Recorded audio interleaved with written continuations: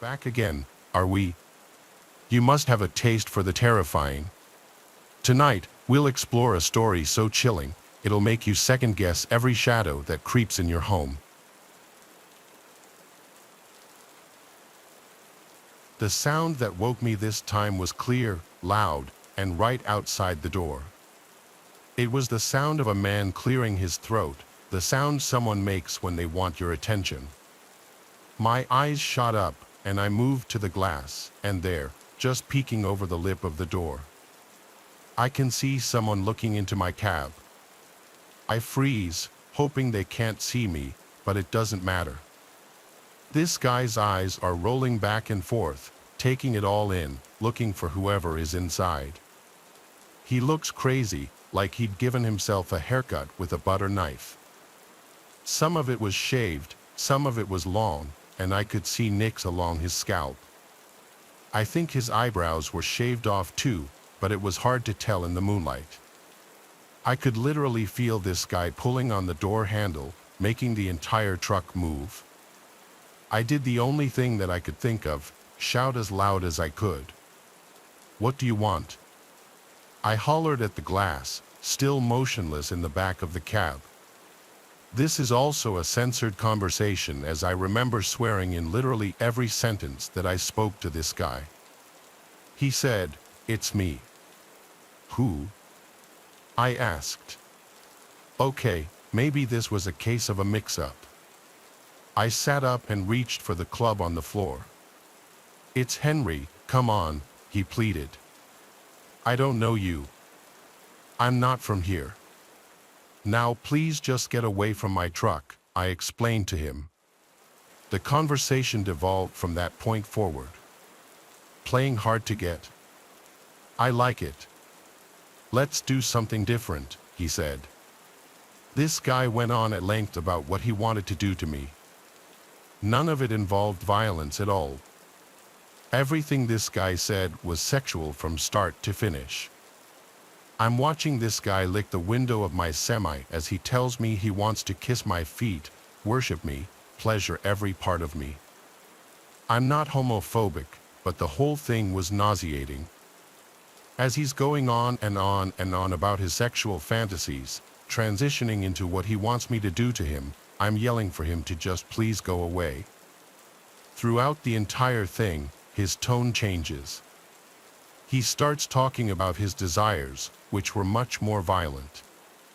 This guy wanted someone to hurt him during their sexual escapades, punched, choked, tied up, and abused, the whole shebang. I couldn't really believe what I was hearing. He switched from licking the window to tapping on it before finally smashing his fist into the glass. I had to do something. I remembered my portable DVD player and, for whatever reason, came up with this weird little plan. I opened it up and faced it away from the front of the cab so the light would illuminate my face, but he wouldn't be able to see what the light was coming from. "I'm calling the police," I said, hoping the light source would look like a car phone or a radio. "I've got your South Dakota plates too." "Nathan?" he asked. "I'm not who you're looking for." "Now get the hell out of here, man," was the last thing that I ever said to this person. I watched him leap down and start running all in one swift motion. The van fired up and, without even turning its headlights on, fled from the parking lot like a bat out of hell. Honestly, I ended up doing the same. After another inspection of the trailer and tires to make sure everything was secure, I rolled out and made for Livingston. That morning, I really played with the idea of calling the police and making some kind of report, but thought it would be more trouble than it was actually worth. I didn't have the actual plate number, just that it was a Dakota van, so I figured my report would go absolutely nowhere. It wasn't until I got out of trucking that I realized how common this type of encounter was, especially after the invention of Craigslist. Truck stops have always been known for midnight rendezvous, but became explicit for random hookups all over the country, particularly for traveling men who wanted to experiment. Whoever that Henry guy was, he thought I was Richard, who was probably another trucker rolling through Montana that night. Henry must have gotten the truck station mixed up, or Richard was late to the arrival, so he got us confused. Regardless and whatever the case, I'm very glad that I had my doors locked that night, as I could be telling a very different story right now. Have a plan when you hit the road and always stick to that plan.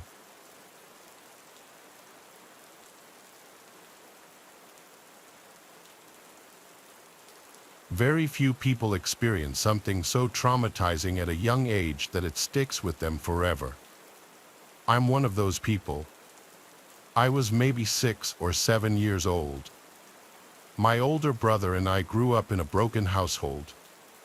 Our mom raised us. Our dad was a deadbeat and disappeared out of our lives. Our mom worked 2 jobs to provide for us. She'd sometimes have to work night shifts and would usually have our grandma stay at the house on nights that she had to work. My brother Chump is 2 years older than me.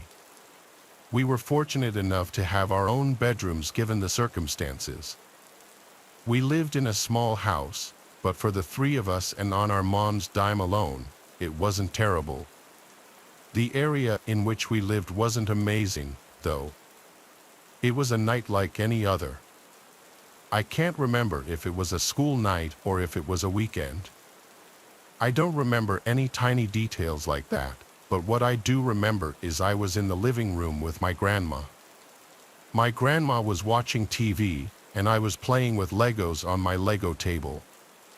I was being loud and making a mess with them because I remember my grandma kept saying, "Rock, quiet down." Chump was already in bed. My bedtime was 9:30, given that it was probably approaching that time. I'm guessing this was a weekend night, otherwise, my bedtime would have been earlier. The layout of the house was simple. Living room, dining room, and kitchen are all connected, and then there was a hallway which led to the bathroom and 3 bedrooms. Our mom's bedroom was at the end of the hall, mine was in the middle. Our grandma would sleep in our mom's bed when she'd stay over to watch us. Eventually, I had to go to sleep. My grandma would always go to sleep early too, so right after saying good night to me, she would go to the bathroom to brush her teeth and stuff before going to sleep as well. I was never one to be afraid of the dark or anything. My mom says I used to be a really brave child. But that night, I woke up in the middle of the night, something unusual for me because I remember myself being a very heavy sleeper. I heard something outside in the hallway, creaks in the floor. The wood floors in that house were always very creaky. Anytime someone walked down the hall, you'd hear it. I thought my grandma was going to the bathroom. However, the creaking didn't stop. It sounded like the creaks were moving back and forth.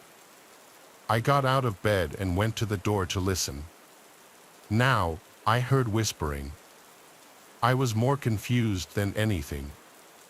I thought my grandma was talking to Chump.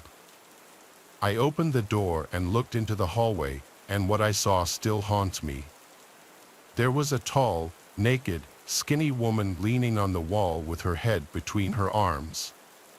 She was whispering stuff to herself, and then, like a deer in headlights, her head whipped around to look at me. I screamed for my grandma like a little girl and slammed my door shut. There were pounds on my door, and the woman on the other side was screaming a name, "Bonnie, Bonnie, open the door." I kept screaming as loud as I could for my grandma, and I heard her scream in the hallway. I distinctly remember my grandma screaming, "Get the out of here." The woman screamed, "Where is Bonnie?" My grandma was in her mid-60s at the time, and she was still pretty quick. She yelled at me to keep my door locked, and she managed to fend off this crazy woman as she also called the police at the same time. I don't know how she did it, but my grandma was one tough woman.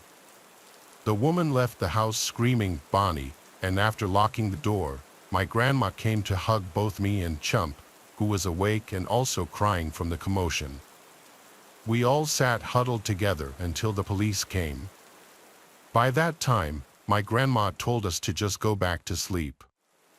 This simply was a matter of my grandma not locking one of the doors, mixed with living in an already shady area. That woman had to be on crack or something. Seeing what I saw at such a young age did a number on me.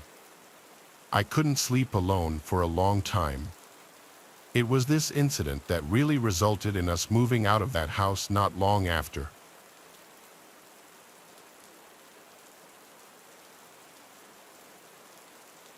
Around 8 years ago, I moved out of my mom's house into my first apartment in the city of Chicago.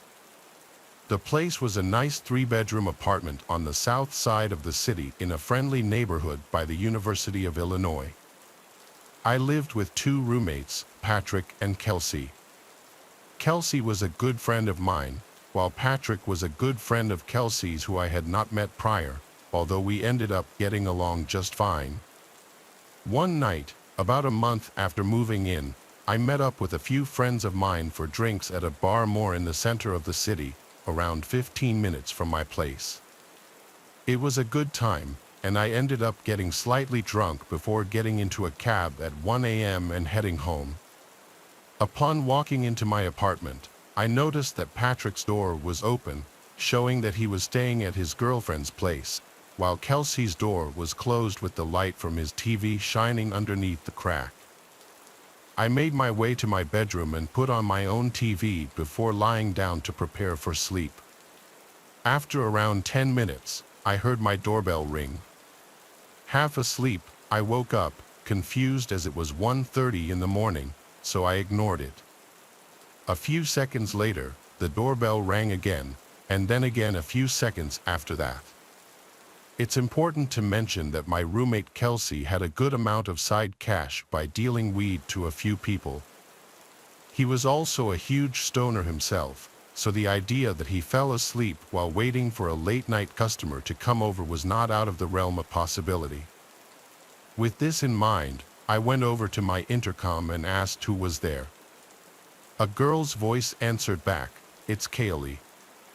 I'm here to see Kelsey." Thinking that my suspicions had been confirmed, I exited out of my front door and headed down the stairs. The door to the outside of our apartment building was made of tall glass, so you could easily identify any potential visitors. Here, I saw an attractive college-age blonde girl with glasses waiting patiently outside. I had never seen this person before, however, she appeared to be non-threatening. Besides having random customers over to grab weed, Kelsey would also have some random girls over to hook up with from time to time. Because of this, I let my guard down slightly and cracked the door open. The girl then repeated what she had said moments earlier over the intercom, "Hi, I'm here to see Kelsey." I replied, "Okay, he's here. Just follow me up," and I held the door open for her. She grabbed the handle, and I turned around to head back up the stairs. As I was walking back up, I quickly noticed that this Kaylee girl was not following me up. I glanced over my shoulder and saw that she was still standing outside holding the door open, only now she was staring off to her right, almost as if waiting for someone. At this moment, a tidal wave of fear crashed over me as I realized something horrible was more than likely about to happen. I continued walking up to my place, quicker now. After turning the corner of the stairs, I heard the door swing open and then heavy footsteps running up the stairs behind me. I looked over my shoulder again, and what I saw shook me to my core. A tall, gangly man with sunken-in eyes and greasy long hair down to his shoulders was running up the stairs straight at me. He was wearing a sleeveless black t-shirt, and apart from the cheap-looking tribal tattoos I saw creeping up his arms, I noticed he was also holding what looked like a lead pipe in his right hand.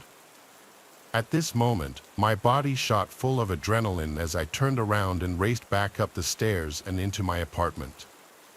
I turned around to close the door and saw the man, who was now only a few feet from entering my apartment, the pipe over his head. With less than a second to spare, I slammed the door and locked it in one swift motion. Immediately after, I heard the thud of the pipe hit my door. I stood facing the now closed door, paralyzed, as the man hit the door 3 more times while shouting obscenities at me. He eventually gave up and ran down the stairs and out the front door. I ran into Kelsey's room to wake him up. After telling him what exactly had just gone down, he responded by telling me that, yes, he knew a blonde girl named Kaylee, only he had just met her earlier the same day. Apparently, while I was out with my friends, the doorbell rang while Kelsey was home alone. Instead of going down to let her in himself, Kelsey buzzed her up after just hearing her name, thinking she was a friend of mine. When she reached the door to our unit, he opened it and let her in. He said it seemed like she was confused, mentioning that she was looking for someone named Felix. Kelsey responded by saying his own name and that no one named Felix lived here. He mentioned she stayed near the entrance of the unit and kept reaching behind her to make sure the door stayed open before leaving only a few moments later. After hearing this, my theory is that these same people came earlier in the day and, not expecting to have someone just let them up through the buzzer, the girl made the mistake of forgetting to keep the door to the building open, rendering the attacker unable to enter during this first attempt. Either way, we both got extremely lucky that night. We did call the police, who arrived and asked for more information about what happened. They asked if there was anyone we knew who might want to do us harm, and we answered no, which was the truth, as this seemed to be a completely random attack. The cops left soon after, saying that there was nothing much they could do. We never saw that Kaylee girl or her scumbag partner again.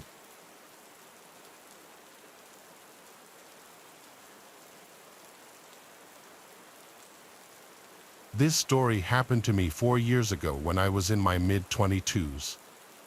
This whole experience will probably scar me for life, and it's still vividly imprinted in my mind.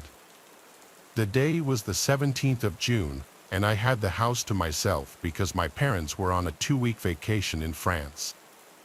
It was sometime after dusk, probably around 9 p.m., and the weather was scorchingly hot. Believe me when I say I was sweating my ass off with just my tank top and shorts on. The heat was so unbearable that I allowed in some fresh air, opening all the living room and bedroom windows, planning on closing them right before hitting the hay. Now, before fast forwarding, I must mention that I was feeling extremely exhausted. On that same day, I had taken 3 exams in the morning and played a volleyball match in the afternoon. Thus, once I ate my dinner while browsing social media in my room, I collapsed into bed without even realizing it. I woke up at around 3 a.m. to the muffled sound of thunderbolts and a draft of cold fresh air hitting my face. A strong wind was blowing, and all the shutters left open were noisily banging. Still drowsy, I flicked on the lamp, but the light wouldn't turn on. I checked the plug using my phone flashlight, but everything was fine. I begrudgingly climbed out of bed and looked out my bedroom window. There were menacing rainy black clouds on the horizon. A typical late-night summer storm was approaching. Given that every lamp post on the street was off, I instantly knew there had been a blackout. Phone flashlight in hand, I dizzily headed down the hallway to shut the windows before rain started pouring down. When I got to the last window, though, I noticed the mosquito net lifted up. This struck me as weird since I was quite positive I hadn't left it that way. Getting a little paranoid, I turned behind me to shine the flashlight around the living room and check my surroundings. The furniture was still in place, no drawers or closet doors left open, no decorative objects missing or moved into unfamiliar positions. Everything seemed normal. I briefly peeked my head out of my window to look outside.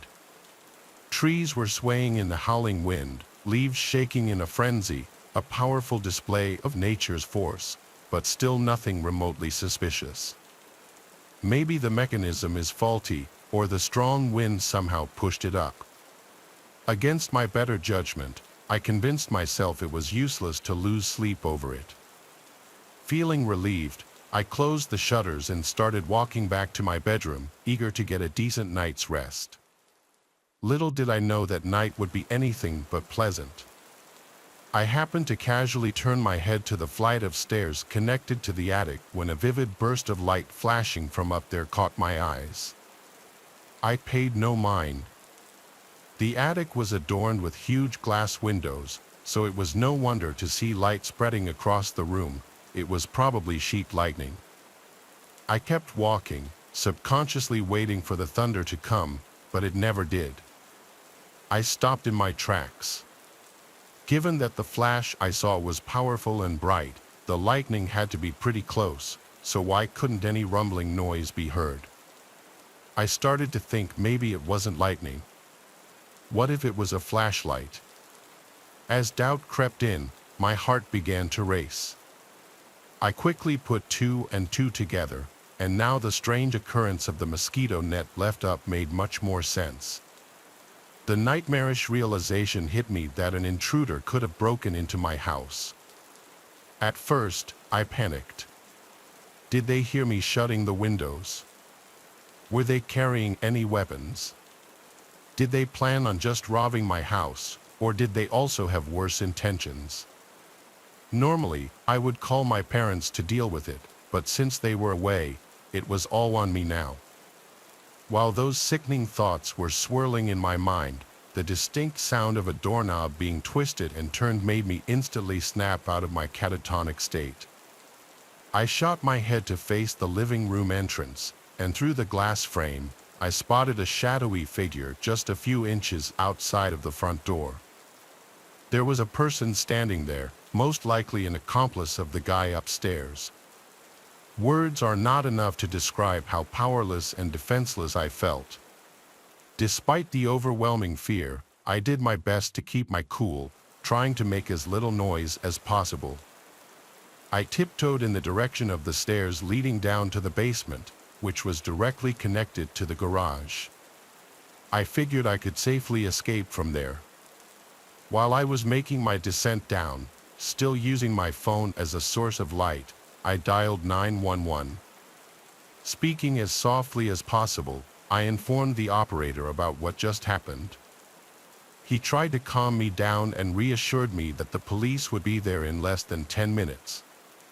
He also added that I should lock myself in a safe room and wait for the officers to show up. I was about to reply that I could easily sneak outside through the garage door when, all of a sudden, I lost the call. I immediately checked the phone and realized that down there, I had no signal. As if that wasn't enough, I also noticed the battery was almost dead. Once I reached the basement, I nervously assessed what to do. I could try and find an emergency flashlight, but now I was so close to escaping from the house that I didn't want to waste time rummaging through the drawers. Besides, I was mindful that the intruders upstairs could have heard me. In the heat of the moment, I exited the basement as fast as I could.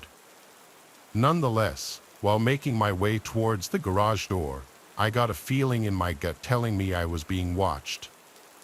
I don't even know why, maybe my sixth sense had picked up on something, but I pointed my phone to illuminate the back seats of my car.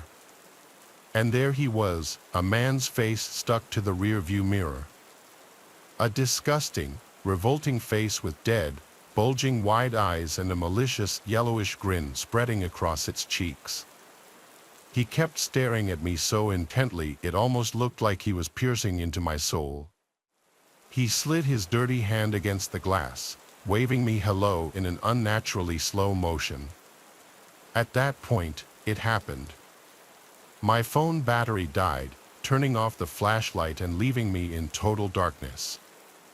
I felt my heart in my throat. I had never been more scared in my entire life. My whole body was quivering and shaking in fear. When I heard the car door opening, I lost it. I screamed. I screamed like a little girl as I somehow managed to unlock the garage door and bolt outside, climbing up the driveway ramp. By that time, heavy rain had started pouring down. I hopped over the gate and ran to the nearest house, yelling like a lunatic for the neighbors to rush outside. They came out in shock, and I explained to them the whole situation, almost out of breath and soaking wet. In the meantime, I heard sirens in the distance.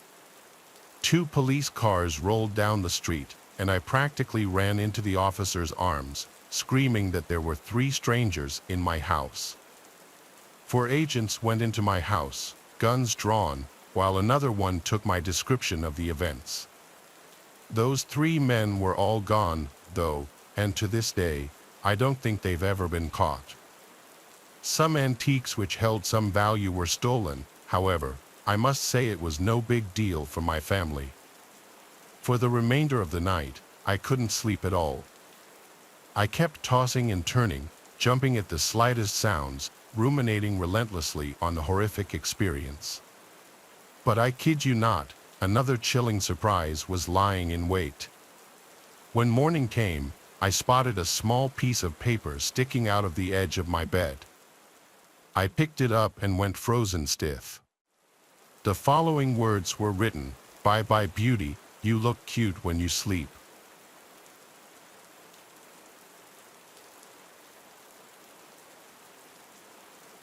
Let me give you some context before the story begins. When I was 18 years old, I lived a pretty normal life. I had just finished high school the year before the story takes place. I had always been one for horror, anything, whether it was movies, games, jump scares, you name it, and I loved it. I never seemed to be afraid of anything, and I loved that it allowed me to go and do things that made me appear tougher to girls who I was interested in at the time or who were interested in me. I thought of it almost like a superpower. My friend had always talked about this REM-induced real-life nightmare called sleep paralysis. I, however, had never experienced such a thing. My friend Ellie suffered from extreme lucid dreaming. She explained to me several times about how certain stimulators or outside factors could play into her dreams and mold them into what could potentially be a heavenly experience full of fun and wonder, or could just as easily turn into a bone-chilling nightmare straight out of hell. Being the light sleeper I am, I saw no chance of it occurring, so I kind of just let it go right over my head. One night, Ellie texted me and asked me to come over as she had just suffered another so-called evil experience due to her sleep condition. When I arrived, I found her asleep again, seemingly peacefully. I took a seat on her stool that she had for her makeup dresser right by the window and started playing a game on my phone. 30 minutes or so went by, and I figured she was peacefully asleep and it would probably be okay for me to leave as long as I let her know that I stopped by as she requested.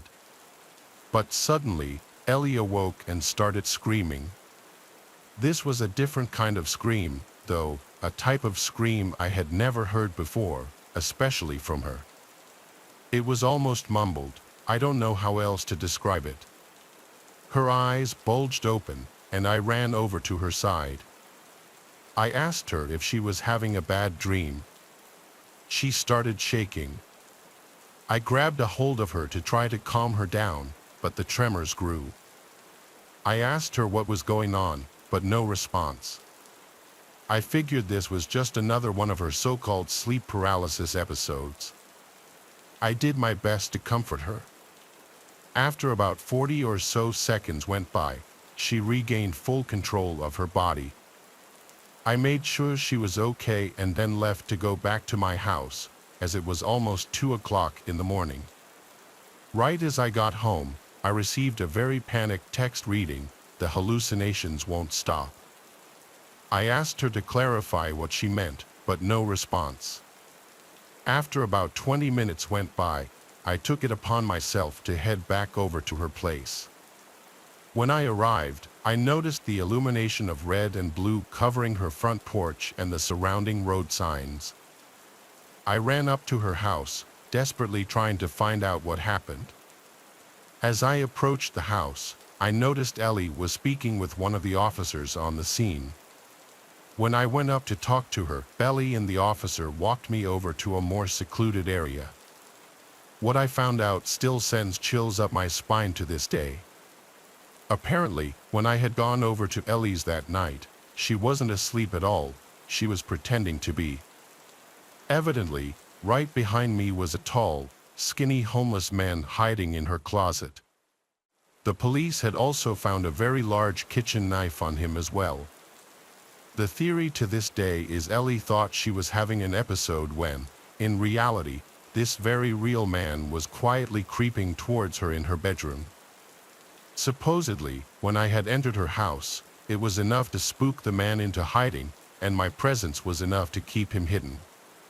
This gave Ellie the time to call 911 and report the situation, which in turn resulted in the police arriving almost immediately after I had left. Thankfully, the man was taken into custody rather quickly. To this day, I don't know what to think about that night, other than that I could have very easily saved her life simply by keeping her company during what I thought was a very stressful situation.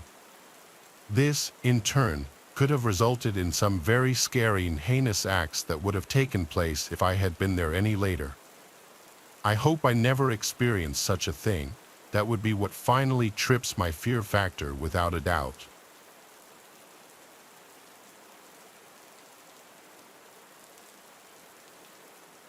Way back when I was a teenager, my friend's house was broken into.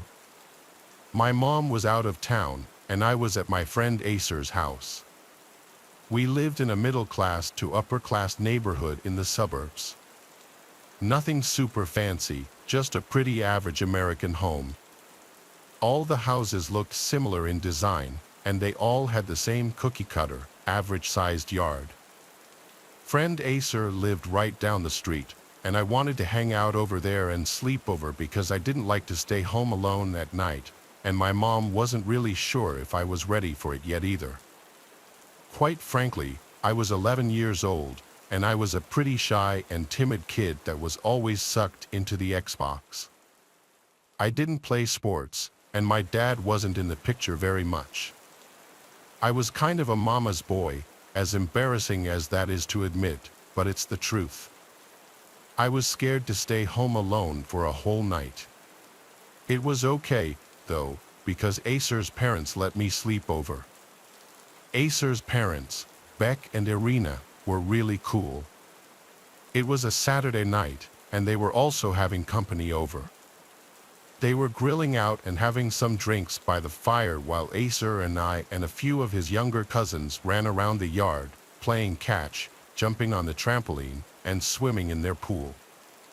After a few hours of being kids and bouncing off the walls, we grew tired, so we hung out inside for a bit.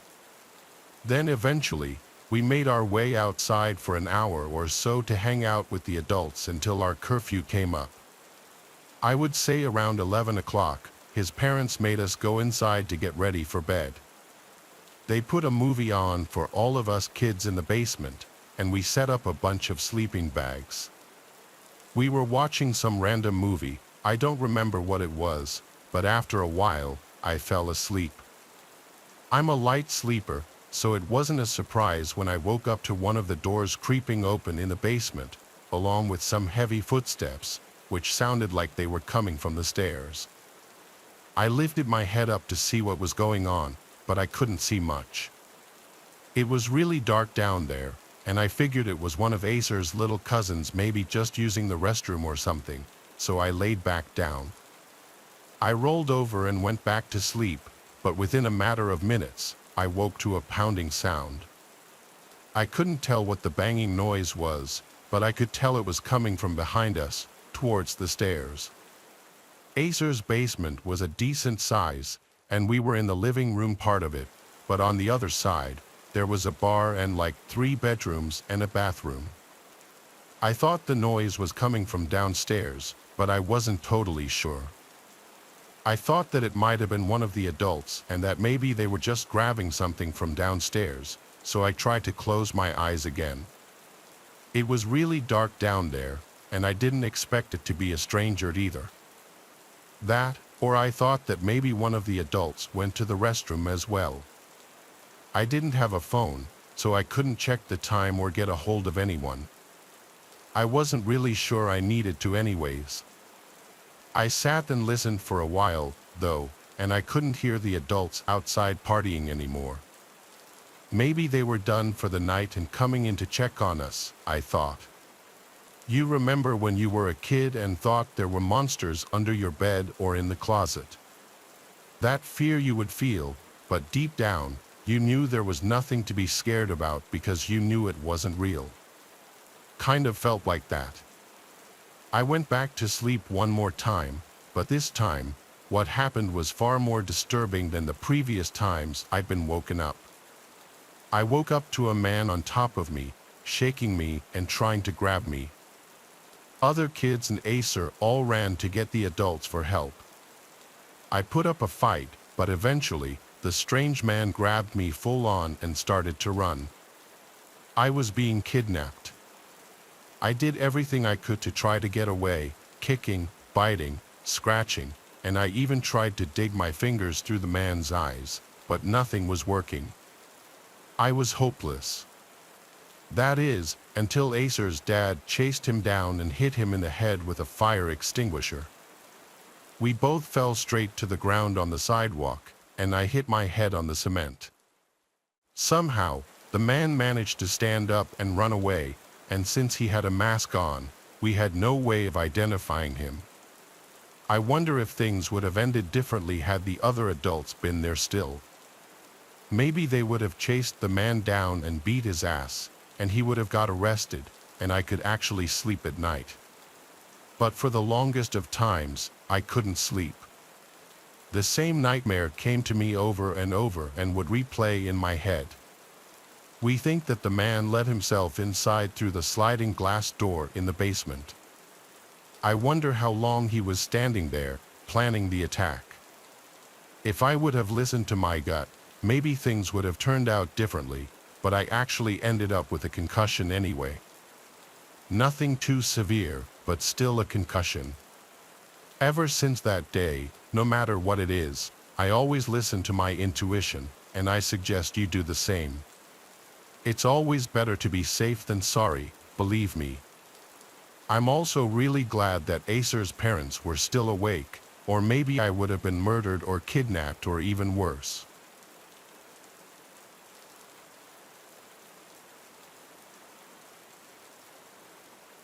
My family and I used to go camping all the time, sometimes more than 3 or 4 times a year, even. We were camping in White Mountain National Forest, and it was our first time doing a more primitive type of camp. Usually, we went to traditional campsites like Yogi Bear Jellystone or even KOA, but this time we were in for something different. I wasn't that excited for it because I didn't think it would be as fun. I think I was 14 when this happened, around that age at least. I was still in an angsty teenage phase, if you will. I was still a good kid, just a little emotional and rough around the edges. When we got there, while my parents were setting up, my little brother and I wanted to do some exploring. We walked around for a while, but we didn't go too far as we didn't know the area and we didn't want to get lost or stray too far from camp. We talked about anything you would imagine 2 unsupervised children would talk about.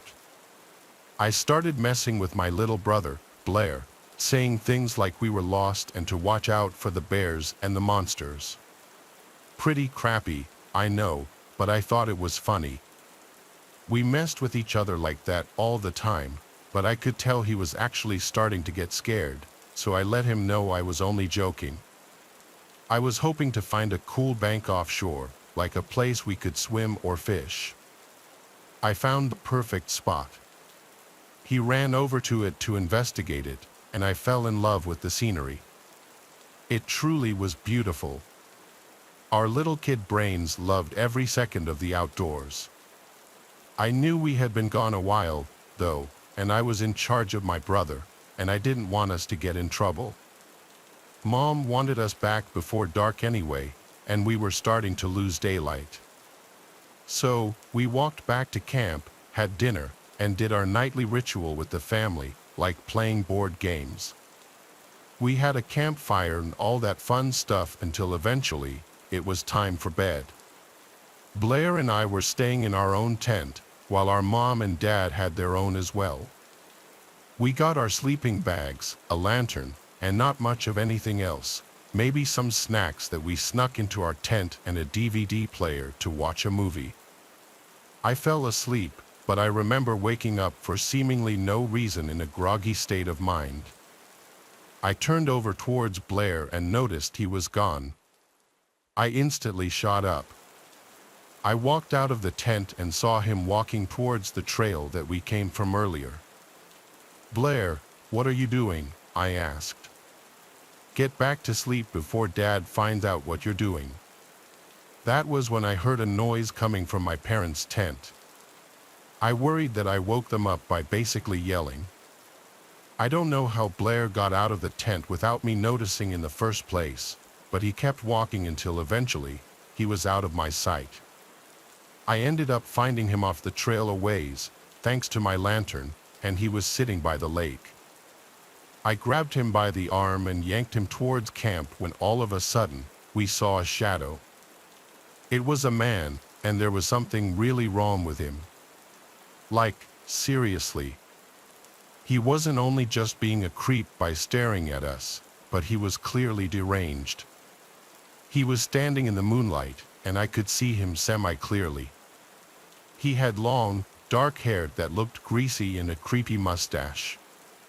He also had some sort of tool in his hand that looked like a hammer. The way he was just standing there, all crusty-looking and staring intensely, showed me enough. He was just sitting there, mouth breathing, and he was extremely pale. He looked like he hadn't showered in weeks. I didn't stay for another second or even bother to say a word to him. I mean, come on, I was pretty sure he was a murderer. Now the chase was on. Blair wasn't as fast as me and he could barely keep up. Keep in mind, he was only 9 or 10, so his little legs could only go so fast. I grabbed his arm and practically dragged him to make him go faster. The other problem that we had was we had to get past this man to get back to camp, so we legit had to make a detour and run in a circle around him. I don't know what we would have done if it wasn't dark or if we weren't already close to home. We were pretty sure that we lost him and eventually met up with Mom and Dad. They found us out a ways from camp. I guess we were heading in the wrong direction. We kind of got lost in the panic, I guess. You'll never guess what happened after that. When we arrived back at camp, my dad's truck was gone, the only vehicle that we had out there. That man baited us off camp and he stole the truck, broke into our tents, and stole my dad's wallet and phone. Luckily, we had a walkie-talkie to call for help. The police found my dad's truck and actually arrested the man a few days later. What if we would have been out further into the woods that night? That man would have been out further into the woods that night. That man would have caught us, no doubt about it. He chased us through the woods and tried to murder us or kidnap us, one of the two. When my dad got the truck back, unfortunately, it was totaled in a drunk driving incident by the man that stole it. Man, that trip was a nightmare.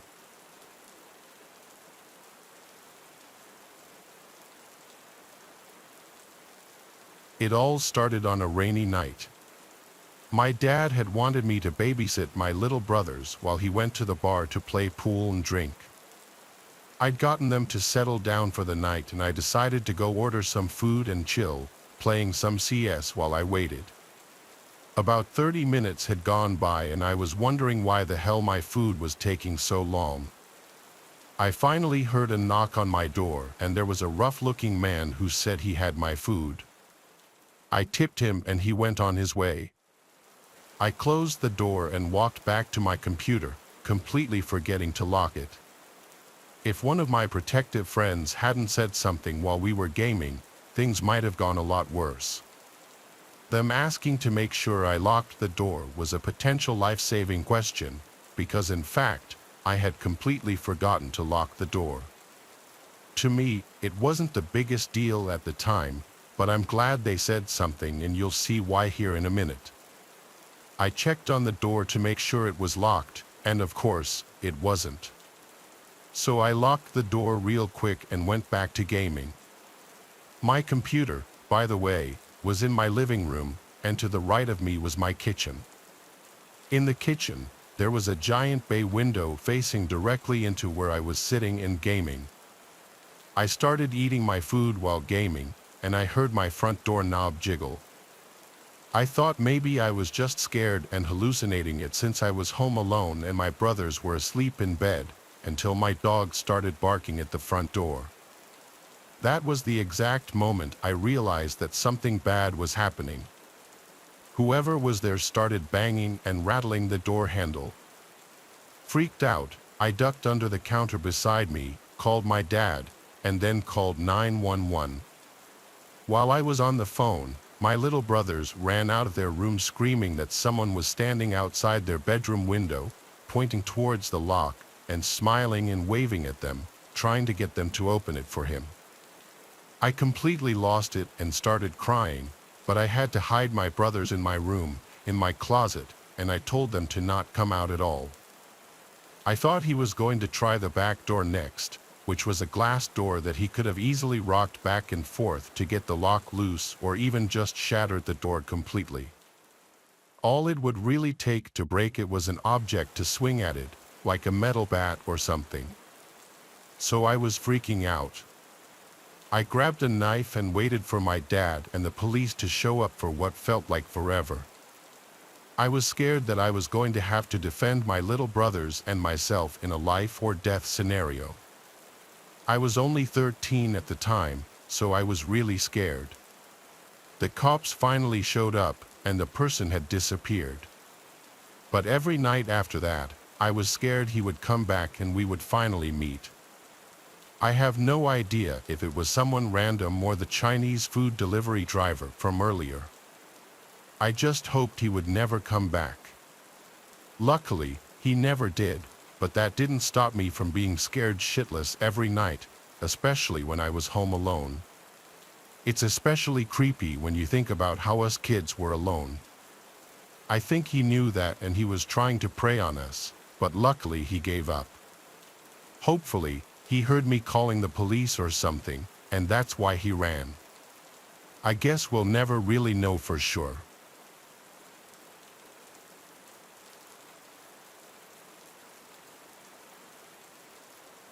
I work overnight at a warehouse a few miles out from my home. My schedule varies depending on the day, but I'm usually home between 4 and 6 in the morning. I was driving home from my exhausting shift, and all I could think about was getting in bed and passing out. I wasn't falling asleep behind the wheel, but I definitely wasn't fully awake either. I parked on the street in front of my house, walked in through the front door, then walked upstairs and fell into bed. It was one of those days where it just felt so good to be laying down. I was asleep in minutes. When I woke up, I was just as tired, if not more so. I wasn't even sure why I'd woken up in the first place. I rolled over and looked out the window, and it was still dark out, so it had to have been less than an hour since I got in bed. As I began to roll back over to sleep again, I noticed something that made me stop. My bedroom door was open. I stared at it for a good couple of seconds, just so confused by it. I never sleep with my door open. It always makes me feel uncomfortable. Coming home that day was a blur, though, so I couldn't actually remember closing the door, but it was just one of those things I knew I'd always do no matter what. I got up slowly and walked across the room. All the lights were off in the house, but I looked down the hallway outside my room as I closed the door. The second the door clicked, a sound came from the other side of the house. I don't know how to describe it, but it was like something moving for just a couple of seconds, then it stopped. My whole body froze, and I stood there for a minute listening for anything else. The silence was deafening now and only freaked me out more. I took a deep breath and opened the door again. In my head, I still didn't believe this was anything real. I was sure this was just me being scared over nothing, but I still wanted to check just to keep me from overthinking it. I walked across the hallway to the second bedroom, which was where I thought the sound had come from. The room only had a dresser and a bed in it, so there wasn't much to look around. I didn't see anything, so I started walking back until I heard a door in the hallway creaking open. I leaned over and saw a man stepping out of the closet between me and my bedroom. He was looking at me, and in that moment that we made eye contact, I recognized him. I quickly closed and locked the door to the room I was in, and I heard him run down the stairs and out of the house. Of course, I called 911 as soon as I was safe to go back to my room. The police said there were no signs of forced entry, so they said I must have left the front door unlocked. Again, I know I was tired, but that's just something I always do unconsciously, so I don't know if I can believe it. What scares me is that I know I had seen that man from somewhere before, but I have no idea where or when. It could have just been at the grocery store or walking through the city, but it all seems too coincidental. Also, I don't know how long he was inside my house for, but nothing was taken. I know he was likely the one to open my bedroom door while I was sleeping, though, which makes me really uneasy to even think about. He could have done anything or taken anything, but he didn't. Maybe when he opened my bedroom door, he recognized me too and decided not to do what he planned once he saw it was my house.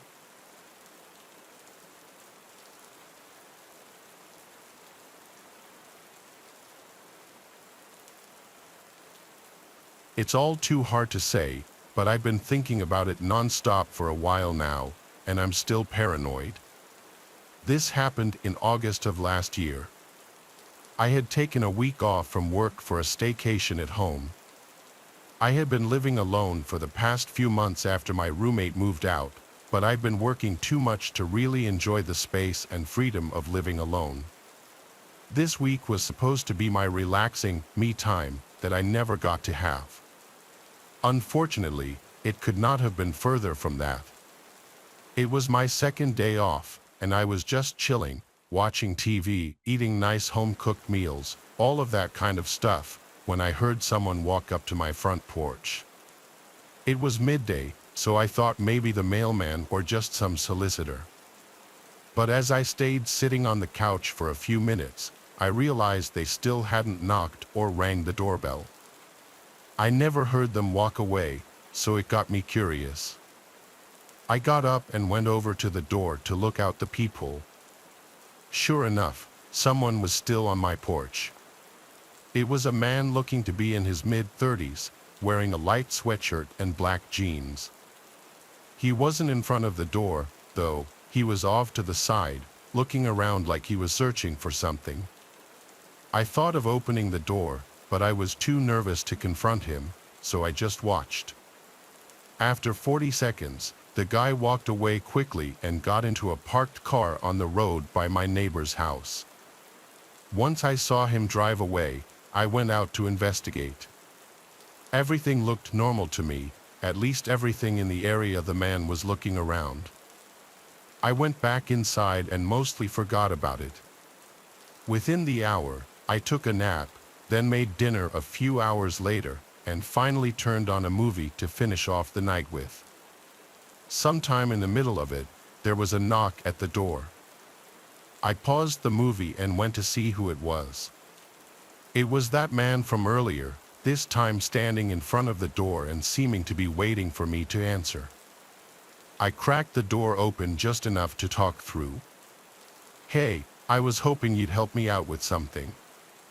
I'd ask someone else, but nobody would answer, the man said right away with a big smile. "What do you need?" I asked. He went on to tell me this elaborate story about his car breaking down right next to my house. He pointed at it, and I immediately knew it was the same car I saw him drive away in earlier. Then he said all he needed was to use my phone to make a quick call. Knowing this was some sort of scam or something, I denied him right away and closed the door.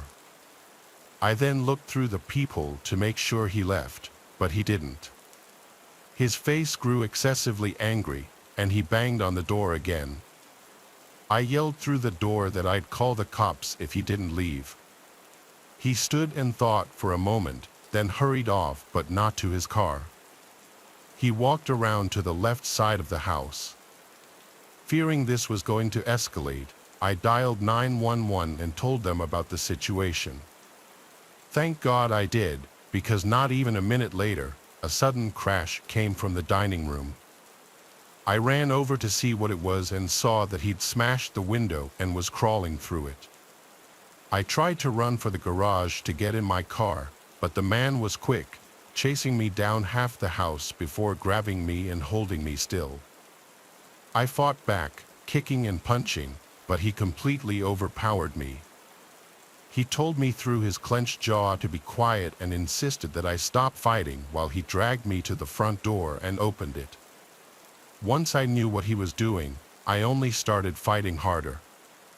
As he tried to bring me closer to his car, someone walking their dog on the other side of the road saw us and came running over. Before he even reached us, the man let go of me and sprinted to his car and drove away. It all happened so fast. Once the police arrived, they helped calm me down and got all the information I could give them. Apparently, it wasn't enough, though. He was never found. What's creepier is that the police think the first time I saw him come by wasn't actually his first time. They think I may have caught him collecting some sort of camera or mic he'd set up on my house to spy on me.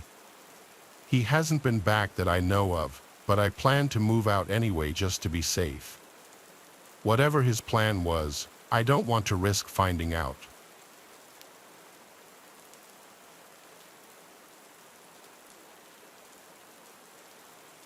I live in a townhome in the middle of a relatively small city. It's very small and outdated, but I live alone, so it's the best I can afford. I worked late this night, getting home sometime around 8 or 9. Pulling up my shared driveway, I noticed the townhome connected to mine had its front door wide open. All the lights in the house were off, though, which made me think they must have accidentally left it open and then gone to sleep. I made fun of them in my head and went inside my house, not thinking much else about it. I got out some frosted flakes and ate while watching Netflix, then forced myself to go to bed because I had to be up early for my morning shift tomorrow. Going to my bedroom, which happened to have a connecting wall to my neighbors, I heard a few thumps come from inside their place.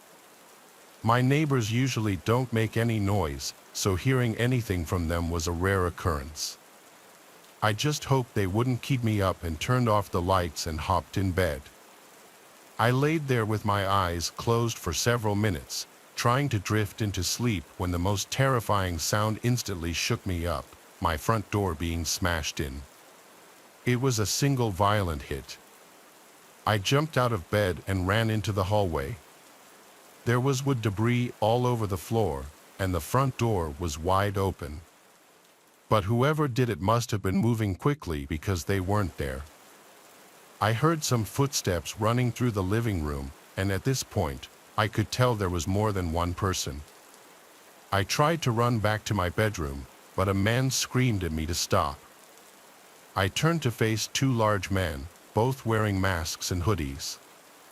One was holding a baseball bat, and the other held some sort of metal ramming tool, which must have been used to bust open the door.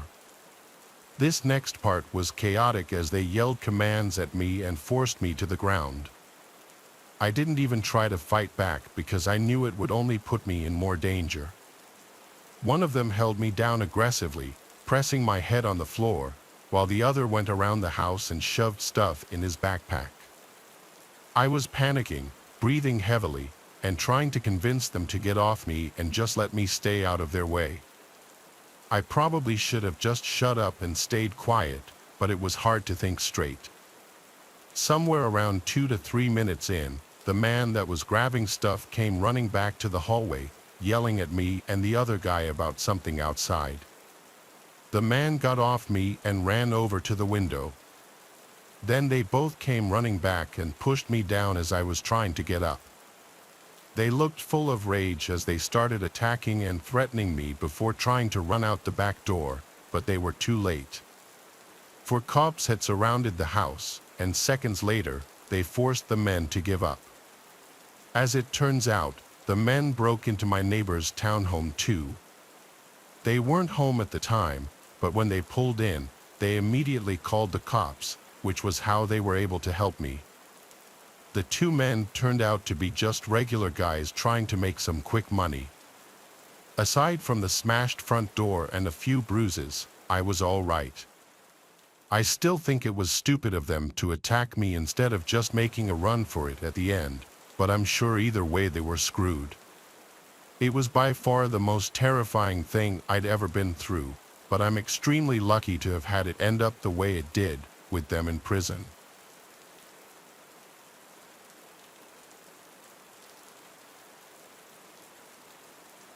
I'm sure you've seen some of the more modern videos online where truckers document their daily routines and provide tips for each other. Or maybe you haven't, but being as I'm on the younger side in this industry, every time I open TikTok or YouTube Shorts, that's all I see.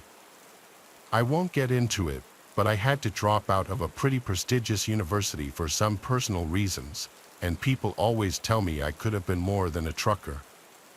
It's honestly not a bad gig though. I've been making deliveries for north of 2 years. Obviously, the only strenuous part of the job is the long hours. You can never truly gauge how the isolation will affect you without experiencing it firsthand. My only advice would be to make peace with whatever demons might be lurking in your subconscious, because they'll definitely eat at your brain in the lonely hours. That's what happened to me anyway. This happened to me 3 months after getting employed by my first company. I was basically as new in this trade as one could get. I was driving from southern New Jersey to Lafayette, Indiana, a 12-hour drive. 12 hours driving might not seem that crazy, but factor in the fact that I had just completed an 8-hour trip, and that should put things into perspective. I wanted to get deliveries done as quickly as possible, so I opted to drive through the night. I'd get to Lafayette just before 3 a.m. Things were going smoothly. There were virtually no other cars on the road, so I was able to push the semi a little faster than normal. About halfway through the drive, I remember reaching down at the center console to chug a Red Bull, but there weren't any. Of course, I had forgotten to restock my truck after completing my previous delivery. After slapping my dashboard a few times, I groaned in frustration, knowing I'd have to stop somewhere.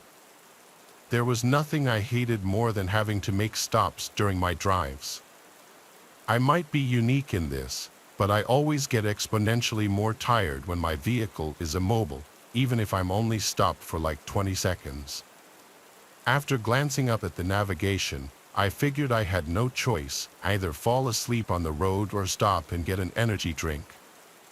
In my brain, those options were pretty much equivalent. Reluctantly, I pulled into the first service stop I saw. I had literally no clue where I was, probably somewhere in Ohio at this point. Too late, I realized this wasn't actually a service stop. It was what looked like an abandoned gas station and a repurposed convenience store. Not sure if there's any better way to describe it. Either way, it looked like there was another quick stop store not far up the road, so I figured I'd go there if anything. I parked the semi. I made my way over to the first convenience store. To be completely honest, I was expecting one of two things to happen: either the place would be open, or the door would be locked. You can imagine my surprise then when the door swung open into a pitch-black store. I looked around, hoping maybe I'd get lucky and there would be a drink or snack left behind. Just before I was about to turn around, my eyes adjusted to the darkness, and I picked up on a faint glow emanating from the corner of the room. I made my way over to it, and the glow turned out to be coming from a back room of some sort. Curiosity got the better of me, and I opened the door slowly. To my pleasant surprise, there was a plugged-in refrigerator against the wall. Eagerly, I opened the door but found nothing. Literally nothing. The shelves had been removed, the whole appliance had been gutted. As I was shutting the door, I was 90% certain I heard a clatter from the main room, like something hitting the floor. I froze for a good 10 seconds. Had I imagined it? There was no way. Quietly, I walked back into the main room and looked around. Nothing. Part of me wanted to keep investigating, but I didn't have time for this. I walked out the entrance door and basically jogged to the other shop. It was open, thank God. I paid for my drink and made it back to my truck. Something about this whole stop felt wrong. I needed to get back on the road as soon as possible. I took one last glance at the abandoned store and noticed the door was now open. I was 100% positive I had shut it behind me. It wasn't my job to figure out what was going on here, so I started the engine and merged my semi back onto the highway.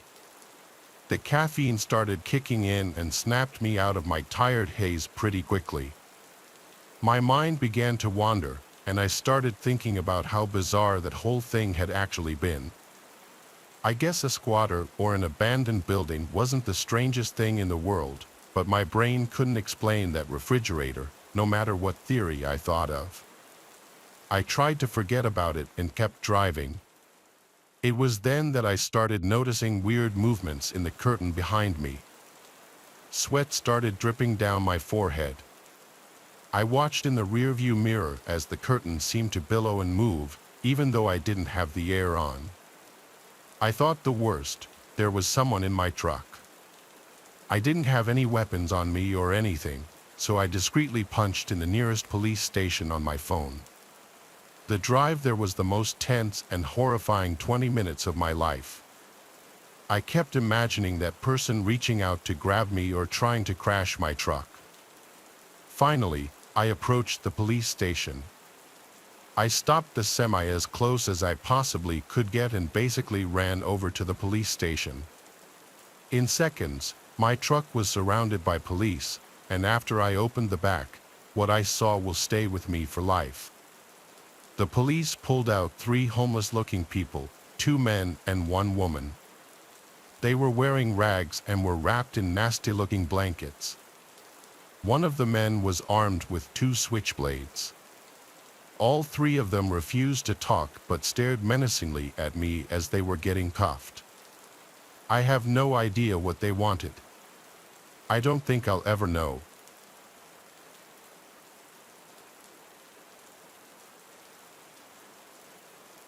My name is Arthur.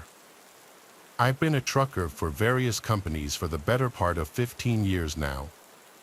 Things have become pretty routine at this point. Pick up the goods and materials, verify them for accuracy, and deliver them as instructed. We're not paid by the hour, so efficiency is the most important thing in this line of work. For someone like me who's been doing this forever, I like to think I can outwork all these young guns that are snapping these jobs up. This isn't always great, though. Usually, I push myself to the absolute limit when it comes to functioning on barely any sleep. 4 years ago, I was working for a warehouse based in North Dakota. For anyone who doesn't know, North Dakota is one of the flattest states, which makes trucking a little easier.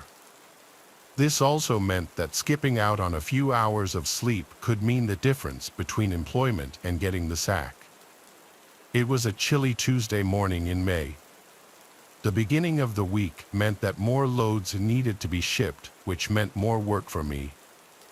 I wanted to knock it all out in one shot, so I traced my route into Montana accordingly, planning on not stopping even once to sleep. I hit the road a few hours after lunch, expecting to reach my destination very early the next morning.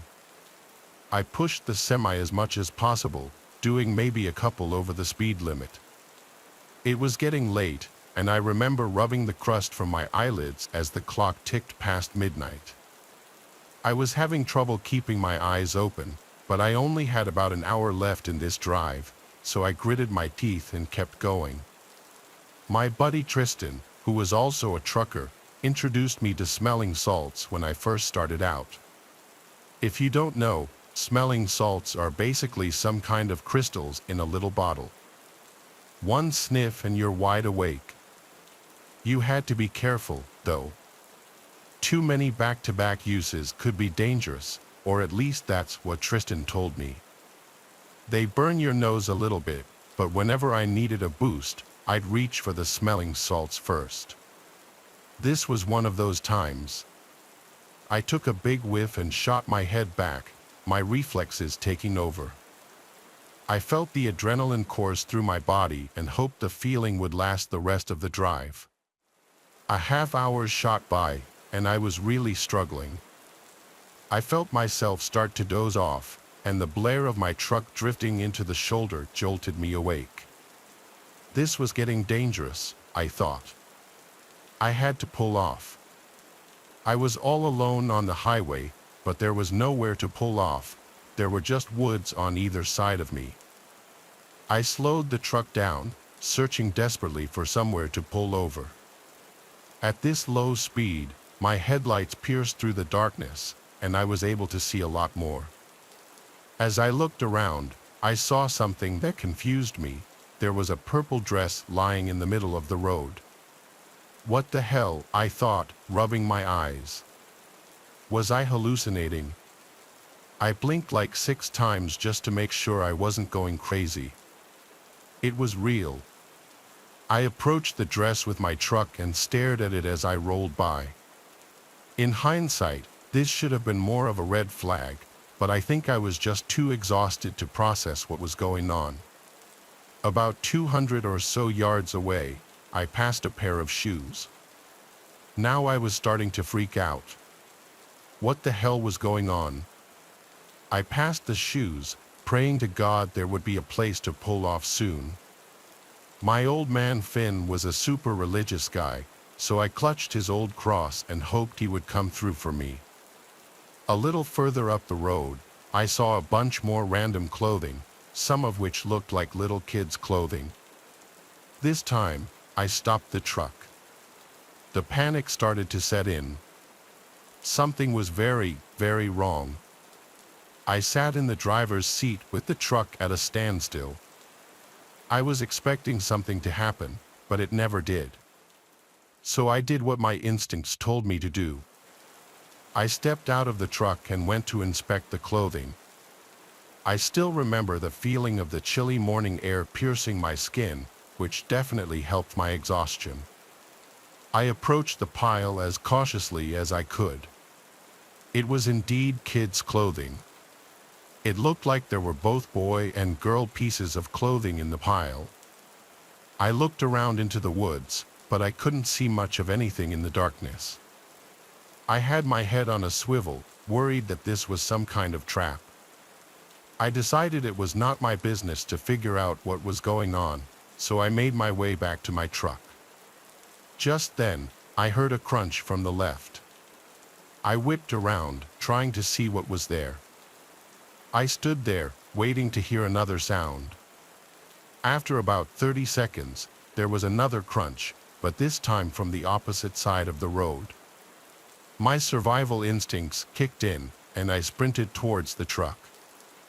I jumped into the front seat, but just before I slammed the door, I heard a child's scream ring out. I froze, my heart bursting out of my chest. I was caught at a crossroads. I wasn't going to fight some random people in pitch-black woods, but I couldn't just abandon some helpless kids either. Before I could make a decision, another almost identical child's scream rang out. Without thinking, I turned the truck on and pointed its nose toward the spot in the woods where I heard the noise. My headlights lit up about 30 yards into the woods. There were 3 or 4 people, one of whom was holding a massive speaker. They ducked behind a couple of trees as my truck lit them up, but I had exposed them for just enough time to make out what they were doing. They hid from the light before I could really make out any distinctive features, but I swear on my old man Finn's grave, they were holding up a speaker, trying to lure me into the woods with a fake kid screaming. I was just in shock. I just sat there staring at the trees those people had just hidden behind. I reached for my phone to call the police, but before I finished dialing, I heard a thump from the body of the truck. Someone had thrown something from the other direction. I was done. I turned back to face the road and slammed on the gas. As I sped off, I could make out a person on the other side of the road. He shouted something I couldn't understand before launching something at the truck that cracked the glass of my passenger side window. I drove the final hour in silence. I was too scared to process what had just happened, but there was no way in hell I was stopping to sleep in those woods. I completed my delivery and then knocked out. I must have slept for 10 hours straight. When I woke up, the first thing I did was call the police, who told me they'd investigate those woods and give me any updates. I then thought about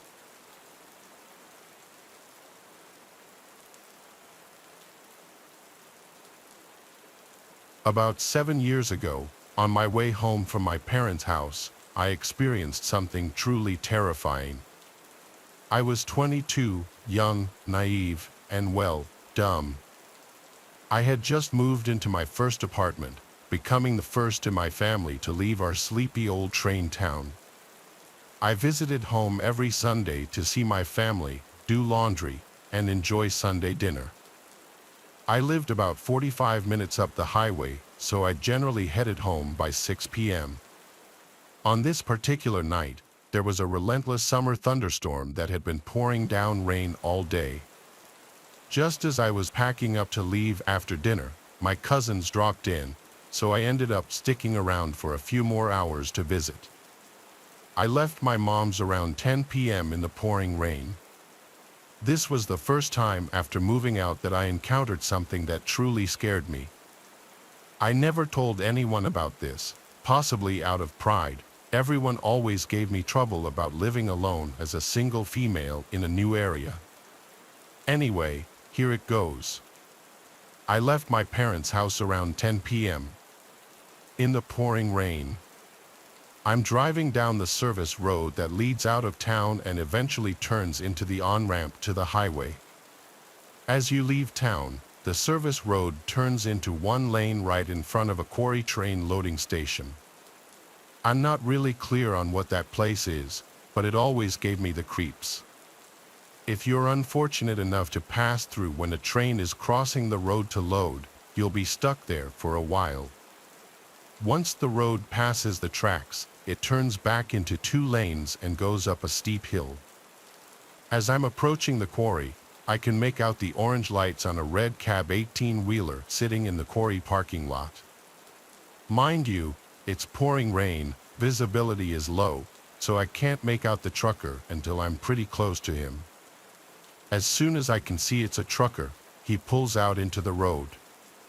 I had to slam on my brakes to avoid hitting the trailer on the back of the truck. I skid around on the road until I regained control of the car. Now I'm stuck behind this dummy who just pulled out without paying attention. I keep my distance because I'm flustered. For the record, my headlights were on, so if he had been paying attention, he should have seen me. Honestly, with the heavy rain and low visibility, who knows? So, I'm behind this guy as we cross the tracks and begin to climb the steep hill. Despite it turning into 2 lanes on the hill, he's driving right up the middle of the 2 lanes. Figuring he didn't realize it was 2 lanes, I just putter along behind him, keeping my distance. As soon as he reaches the peak of the hill and the road levels out, he moves over to the right lane. Yes, finally. So, I move over and begin to pass him. As soon as I get past the front of the truck, he swerves behind me quite abruptly and begins flashing his high beams at me. Usually, when someone flashes their lights behind you in our area, it means turn on your lights, but mine were already on. I checked as soon as he started flashing at me. Weirded out, I put my blinker on and safely change lanes to get out of his way. He follows my lane change and begins laying on his horn. The honking startled me, and I began to get a lot more flustered. What the hell did this guy want? I moved out of his way and my headlights were on. Why didn't I just speed up and zip away, you may be asking. Well, I grew up in this area.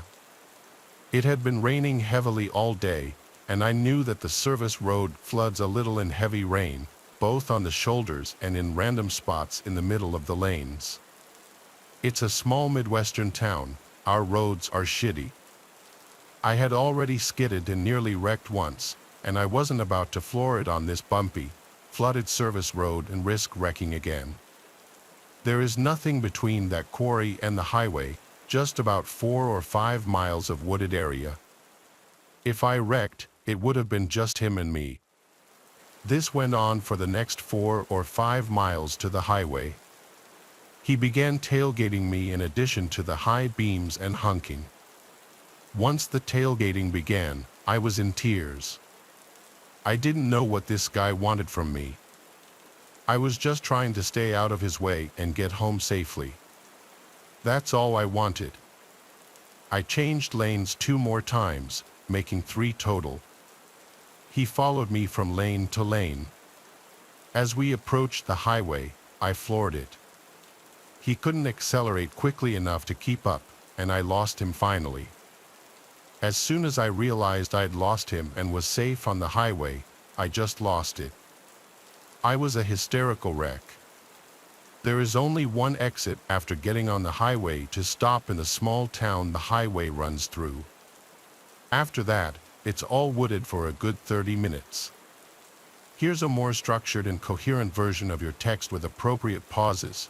I thought about getting off at that exit to calm down and pull myself together, but I just wanted to go home, so I sped right past it. I should have stopped. Once the city was no longer visible in my rearview mirror, I felt much calmer. I managed to scramble my cell out of my purse and put it in my lap just in case. The rain led up to a drizzle the further I went, but I was still pretty on edge. There weren't many other cars on the highway, and most of them were truckers. I'm cruising along in the center lane when the truck next to me in the passing lane begins blaring the horn and moves into my lane, forcing me over to the 3rd lane. He continued moving over, nearly forcing me off the highway. I sped up and changed lanes right in front of him so that I'm back in the center lane. I slowed down until I was in line with the front cab.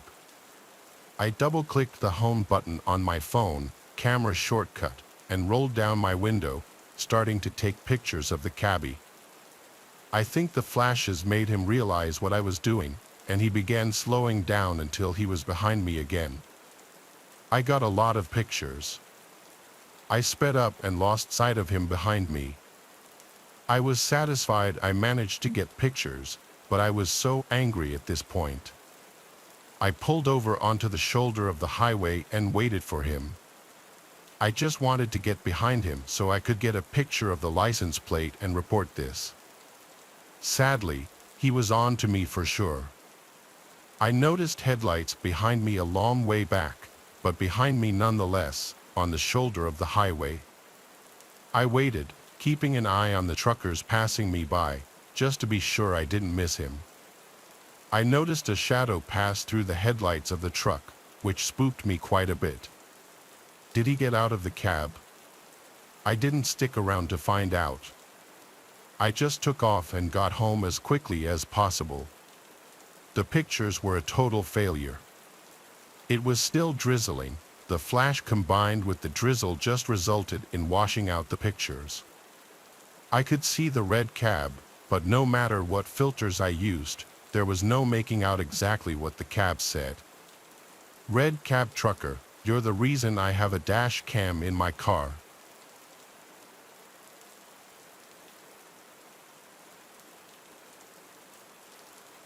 We were hitchhiking through Europe, my then boyfriend and I, and on our way back home, a truck driver picked us up. We had had a few weird encounters on our trip before, but we had been on the road for about a month, and nothing really scary happened until we met this guy. He was a young guy, about 25, quite regular, spoke English okay, and had been away from home for a long time. I was a bit younger, with my boyfriend being around his age. My boyfriend was tired, so he took a seat on the bed in the truck and wasn't really trying to hold a conversation. During our trip, we switched turns as I usually do when I hitchhike with someone. One person talks with the driver, and the other relaxes in the back, so I was in the passenger seat. I think my boyfriend was even dozing off a little bit when the driver started complimenting me and asking about my boyfriend. It was still fine, nothing too weird, and I was just trying to talk to be good company. As we moved on, I started to feel a bit uncomfortable, but I didn't let anything on and only told my boyfriend that we should find truck drivers from our country to make the last part of our trip in one go. I translated this to English immediately because the truck driver became agitated and suspicious of what I was saying. I explained that we were really tired and our plan was to find our truck drivers before he had to take a long break so that we could continue traveling without interruption.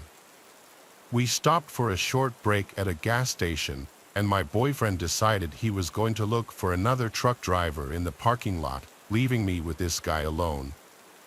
Damn, the truck driver came on to me real hard, and I was scared shitless and didn't fight back.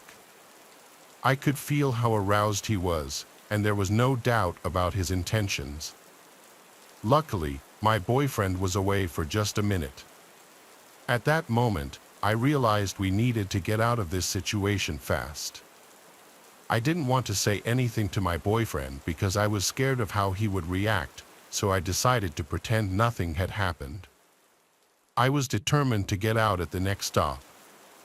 We reached a large gas station for truck drivers only and told our driver we were going to look for other drivers heading our way.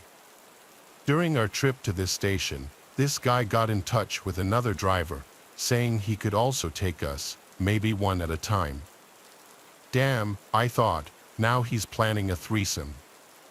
When I was finally alone with my boyfriend, I remained calm, hinted at what had happened, and insisted that we not stay with this driver no matter what. It took us about 5 minutes to find a group of truck drivers from our country. They were having beers and cracking jokes, and 2 of them agreed to take us. I jumped with joy. We went back to the truck to get our things. The guy had already brought his friend along and was offering my boyfriend to take a shower at the gas station, saying he would pay for him for no obvious reason. He was quite persistent, and as I very well remember, he never offered it to me. Needless to say, these 2 guys were very disappointed to see us go. I still remember how they were looking at me when I was taking our backpacks from the truck. I have never told my ex-boyfriend the details. I was just lucky that we got away from that truck driver, and I think he has never realized how bad the situation was. At that time, I was playing it cool the whole time, but inside, I was shaking. I could see how desperate that truck driver was and how much he wanted to get rid of my boyfriend. I was so angry at myself for staying with him in the truck by myself, but then all of our things were there. I was also angry for not fighting him back, but it was so sudden, and I got really scared.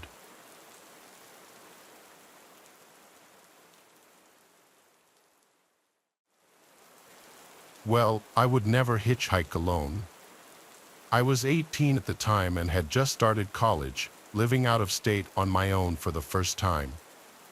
I had a pretty sheltered life. I am also a female, so my first semester at my out-of-state college had just ended. It was May, and I was on my way home from my brother's wedding. I'm about an hour away from my current residence, with a little over 3 hours left of my trip. Everything is going great, and I'm just cruising with the traffic.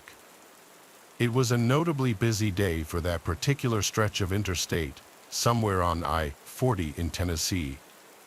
As I said, all was well until I checked my mirror. There was a truck a little farther back from the side of my car in the lane next to me. I could see his headlights in my passenger side mirror. I looked up because, even though it was the middle of the afternoon and super sunny out, this dude was flashing his lights at me. I tried to brush it off and assumed he just wanted to get into my lane, so I tried moving. He stayed behind me the whole time, not letting any other cars get between us. He kept flashing his lights at me, and I looked up at him. He waved and honked. This was a red flag, but I took it the wrong way. I thought, oh, I wonder if he's signaling me to pull over. I hope nothing is wrong with my car. The only reason I thought this was because, the week before, I had gotten a hole in my tire and had it patched. I was worried that the patch had fallen out and that my tire was going flat as I traveled. I'm freaking out about my car and plan to pull off at the next exit. Fortunately, it comes up quickly, and there is a gas station with some customers visible from the exit ramp. I head there and pull up at a gas pump. Curiously, the trucker follows me off the interstate and into the same parking lot, but he parks in a designated truck zone. I get out just before he parks and walk around my car, doing a quick inspection. I see him start to get out of his truck, and I decide to buy gas, even though I filled up before I left. As I swiped my card to pay for my gas, the truck driver had reached my car. Lucky for me, since I was already pretty freaked out by him following me off the exit, I had my phone in my hand with 911 already dialed, so I would just have to hit the call button. I left my driver door open and stayed between that and the gas hose, with him standing a few feet away from the back end of my car, the hose separating us. The first thing this guy says to me is, "Well, aren't you a pretty thing?" I'm screaming in my head now, imagining all possible scenarios for an emergency escape. He looked to be in his late 30s or early 40s and about 170 pounds. Me, I was 18, 125 pounds, without much muscle or fat anywhere on me. I wouldn't have been able to fight back much anyway. I told him thank you. He offered to buy my gas, and I declined, saying my parents gave me money. I was actually worried that he would expect something in return if I had taken his offer. He asked me questions like where I was from, where I was going, etc. Something went off in my head that just said lie, so I did. I didn't tell him what college I really went to, where I was really headed, or what I was doing. Nothing. My gas was done pumping after about a minute. With that, I told him goodbye, jumped in my car, and got out of there. I kept an eye on him as I left, making sure he didn't follow me any longer, and he didn't. I never saw him again. I don't know what he wanted with me that day, whether it was just to tell me how attractive I was or if he had something much worse planned. I really regret not reporting him to the police.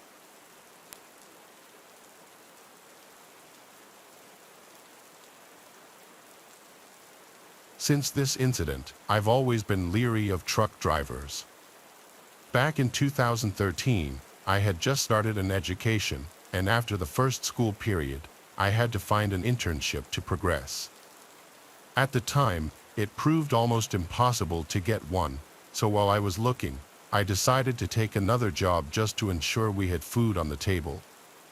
After searching for a while, I found out a friend of my fiancé's family had his own handicapped bus company, a kind of taxi service for wheelchair users or otherwise disabled people, and he needed someone to cover the night shift since it was a bus that had to be on call at least 22 hours a day. Seeing that I'm quite the owl, I immediately told him that I'd be happy to take the job, and after I got the needed license, I was hired. The job was pretty basic: pick up and drop them off where they needed to go, and sometimes use a machine to get wheelchairs up or down some stairs. When there were no trips, I drove to a designated area and did whatever while waiting.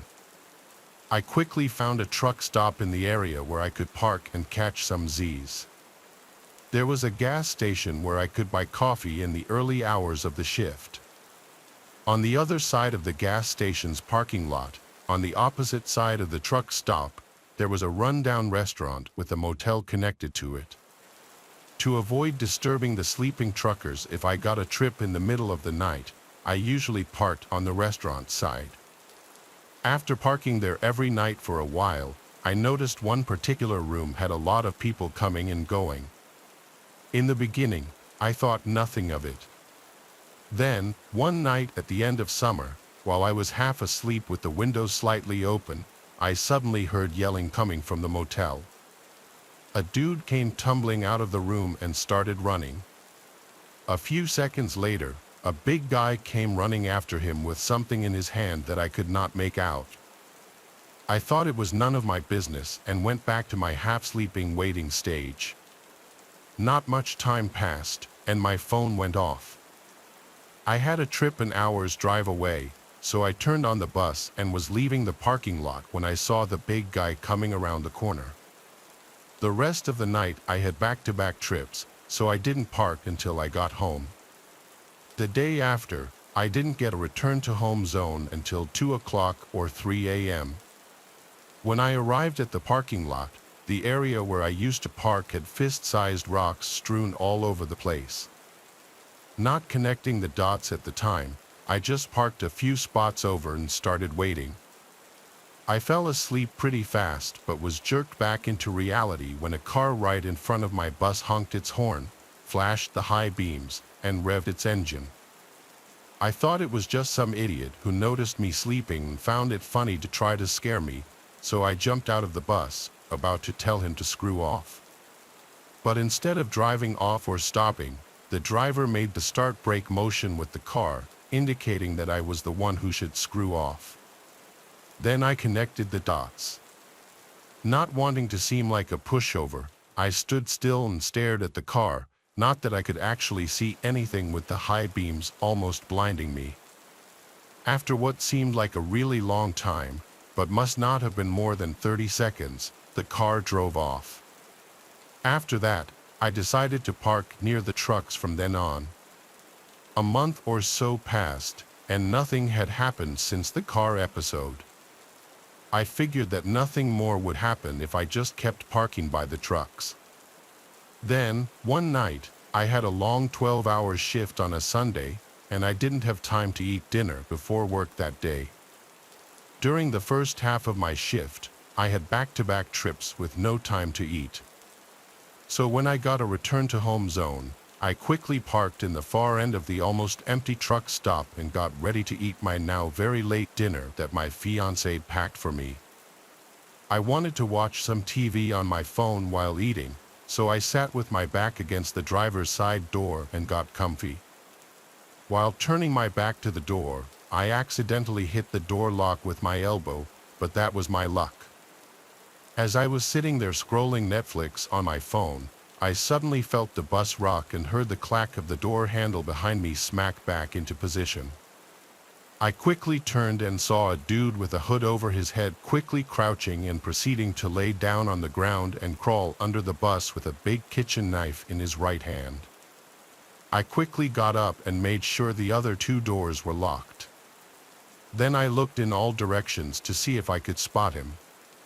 He was still under the bus, and I was sure as hell not jumping out this time since the knife made his intentions pretty clear. I turned on the engine, turned on the spots on the back of the bus, and looked around to see if it had scared him off. Lucky for me, it did. I saw him run off into a bush heap, woody area at the end of the truck stop. I never parked at that truck stop again after that night, and I made sure all doors were locked every time I was parked.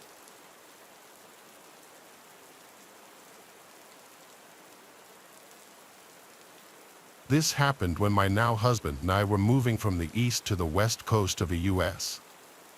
This had been our second time making this trip, and this one was just to pick up a few last things and grab our 2 dogs.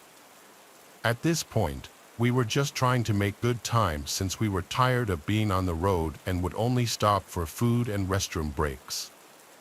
So we weren't strangers to rest stops at odd hours of the day. I can't remember what state this happened in because we do a lot of traveling, and rest stops have all blurred together over the years. Anyways, my husband had been driving for a while, and it was time to switch off, walk the dogs, and stretch our legs. So we pulled into a rest stop around 3 o'clock or 4 a.m. There was only one other vehicle in the lot, most likely with someone sleeping inside of it, and not that many truckers in the truck area, so the rest area was fairly empty. I jumped out of the car and let my husband know I was going to run into the restroom before I let the dogs out. While I ran in, he was going to hang out by the car to have a smoke and keep an eye on our dogs. However, we parked our car by the dog area, and to get to the restrooms, you had to walk over this hill. You couldn't see the restrooms from our car. Being late at night, my husband decided to walk most of the way with me to make sure I got there okay. I wasn't worried but didn't mind the extra comfort of having him there. I finished up in the restroom and came out to walk the dogs and let my husband take his restroom break. Even though it was late and I felt a bit cut off from the lighted area of the rest stop, I wasn't worried. I'm small and don't weigh much, but my dogs are German Shepherd mixes and very protective of me. Plus, I was taught self-defense at a young age and feel capable of defending myself if the time came. So I'm walking my dogs and letting them do their business when I noticed that one of the semi-trucks, which had been sitting on the far side of the stop, starts up and slowly drives in my direction. This didn't seem worrisome to me because they were on the trucker's side, and I assumed they were heading to the exit to get back onto the highway. I grabbed 2 doggy bags to clean up after my dogs and started heading to the trash can. As I'm walking, I'm suddenly blinded by bright headlights. I looked in the direction of the lights and saw that the semi, which I thought was leaving, had pulled up as close to the truck lot and car lot divide as possible and now had its brights aimed directly at me. Pissed off that someone was blinding me with their brights, I quickly tossed the poop bags away and started walking back to my car.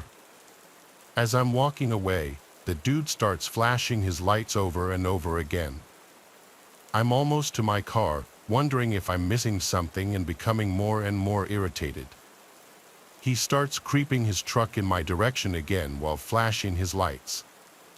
My dogs sensed my irritation and immediately went on alert, staring in the trucker's direction. I finally made my way to my car, and the guy is still flashing his lights while stopping his truck in my direction again. I don't scare easily, so I decided to stand there and glare in his direction. Then he finally stopped flashing his lights. Good, I assumed he was done and started getting my keys out to unlock the car. Suddenly, my dogs stiffened beside me, their hackles raised, and they began to growl. I heard the sound of a door opening and turned back in the trucker's direction. I saw his door was now opened, and I saw a foot starting to exit the truck.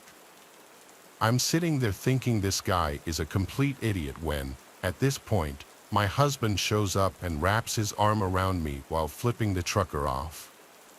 The trucker's foot disappears back into his truck. He shuts his door and leaves the rest stop pretty fast. I told my husband about him flashing his lights, and he explained that truckers use this method to flag women down at rest stops for sex. I was grossed out. I'm guessing he thought I was alone because of how the rest stop was set up.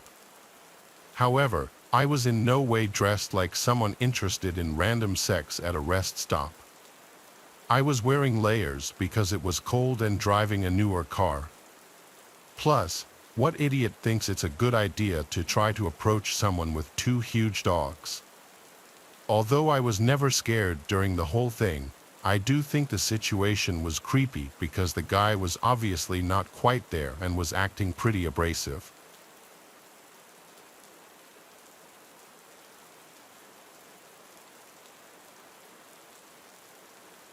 A few months ago, I was driving back to school from visiting my parents.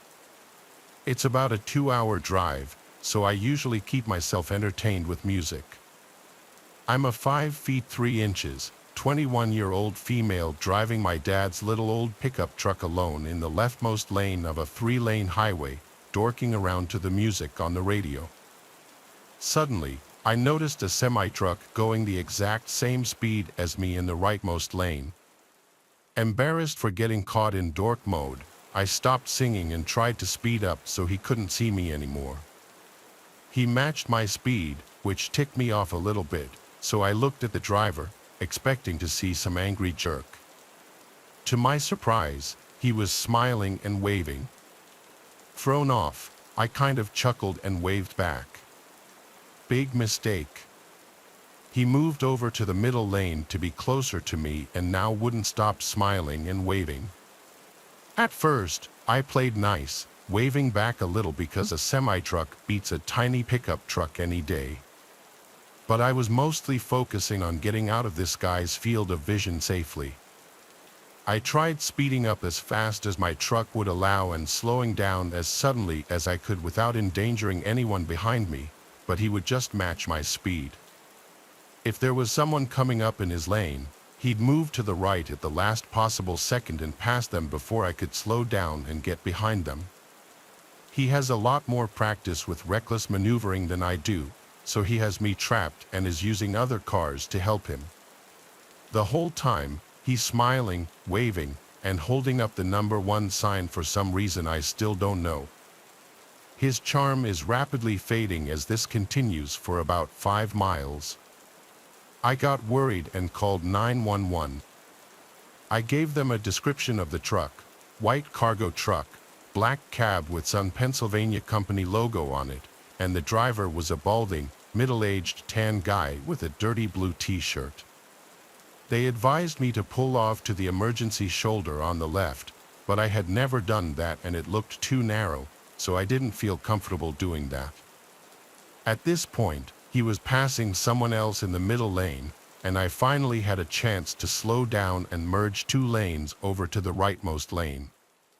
I started speeding past him so he couldn't trap me again. The operator told me to take the closest service plaza about 5 miles away. She said he probably wouldn't follow me, so I could stop there for a few minutes before getting back on the highway. She told me to call if he did follow me, but she was confident he probably wouldn't, so she hung up. Now he's still holding up the sign and smiling this creepy, increasingly perverted grin at me while I avoid eye contact. The service plaza is in a quarter mile, and I'm not using any turn signals, but I guess he knew what I was doing because he braked hard and merged behind me right at the last second to join me in exiting to the service plaza. After I got my heart to start back up from the coronary area just experienced, I called 911 again. The way this service plaza was set up was that semi-trucks had to use a separate lane winding to the right of the plaza that led to a parking lot behind the plaza just for big trucks. The rest of us used a smaller lane to park immediately in front of the plaza. I parked, and as I'm explaining to the new operator what's going on, I watched the semi creep around its path while the driver stared me down, smiling. I freaked out. He knew where I had parked. He knew where to find me. If I just stayed there, I thought maybe I could have floored it to get back on the highway, but I was afraid he would see me and follow me again. So, I drove to a gas station to the left of the plaza, which had a view of the semi-truck parking lot, hoping he wouldn't find me until the police came. The operator transferred me to the woman who was helping me before. She informed me that they had dispatched a couple of police cars but couldn't tell me how long they would be. I saw the trucker had gotten out of his truck and was heading towards me. Even though my windows were closed and my doors were locked, I was panicking on the phone with the operator. She told me the police should be there soon and that I should be safe there, so I should sit tight while I kept her updated. I wanted to at least drive back to the parking lot I was in before, but it was a one-way entrance to the gas station, so I couldn't. I glared at the trucker and showed him my phone when he came close. He finally stopped smiling and made it look like he was going into the service plaza. I looked in my right side view mirror and found him hiding behind a big white pillar in front of the plaza, staring at me again. I freaked out and asked the operator where the cops were and if I could leave because he was being ultra creepy. She told me to sit tight again because they should be there any minute, so I did. Then he came out of hiding and started walking towards my truck. I put it in drive just in case and told the operator what he was doing. I refused to make eye contact with him but kept watching my mirrors to make sure I knew where he was. The smile was back, and he started walking in circles around my truck, looking at it as if looking for a way to get in. I couldn't take it anymore. I waited until he circled back behind me, floored it, and told the operator I wasn't waiting one more second for the police. She apologized and told me the police would look for the man and talk to him if they found him, and that I should focus on getting home safely while keeping an eye out for him. I don't know if they did that or not, but I know none of that would have happened if I had my boyfriend with me. So not only can't I walk alone, but I also can't drive alone as a female. Nice to know.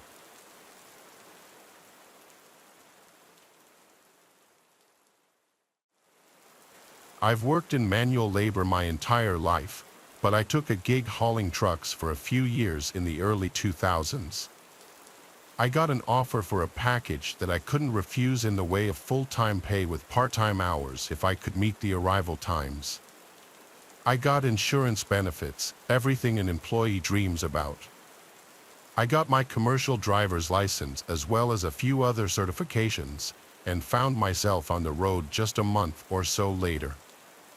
I had a lot of jobs where things got weird or just crazy, but one particular evening makes the others pale in comparison. I don't like stories with a lot of fluff, so I'm just going to jump right into it. I was on a return trip from Oregon to Minnesota. I had already made one delivery, hooked up a second, and was now technically on my way home. This was about the halfway point. Weather was great, I was feeling good and motivated. My time on that trip was well ahead of schedule, so I made sure not to push it or burn myself out. I found it super defeating to get home from a long haul and be too exhausted to enjoy it. It's always better to take a little time and stay level. I also have a bit of a heart condition, so heavy caffeine intake isn't an option for me. Most of my life has been all natural, using whatever remedy I could come up with to keep my energy up. The biggest influence was just a good diet, exercise, and a consistent sleep schedule. That means I stopped every night generally at the same time, got a good amount of rest, and that's it. Many of my trips were clocked to the very last second, but I managed to always arrive on time. I passed over the Idaho border and started gunning through Montana. Lots of beauty, but ultimately not much in the way of civilization out there. The route took me through Missoula and some more established townships. Between them, though, you'd be lucky to find a service station of any kind. Rural stretches like this always kept me on my toes as I'd heard horror stories about guys running out of gas, blowing tires, or encountering engine trouble. There isn't help for 75 miles in each direction. On top of that, some of these rural stretches don't see a lot of traffic. Some early mornings, I wouldn't see another car on the road for an hour at a time.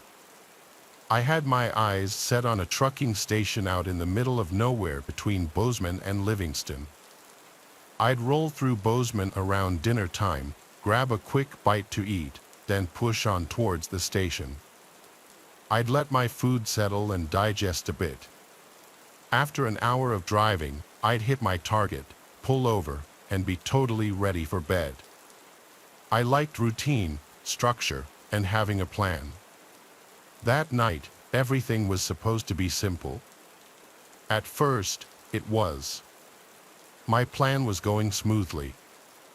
I got dinner, gassed up, experienced little to no traffic, and was back on the road in no time. Soon, I found my head swimming from the digestion and long day of driving. But there it was, some lights out there alongside the highway. You know exactly what I'm talking about, those big concrete pullouts on the side of interstates every 100 miles or so.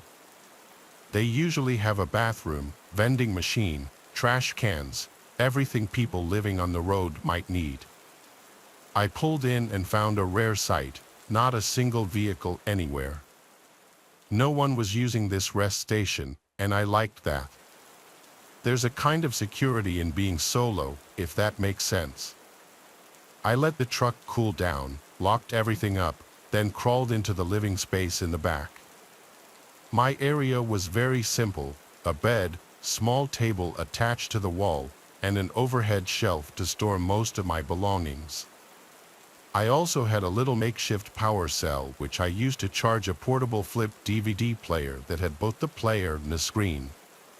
It was one of those inventions of the 2000s that could have only been popular then.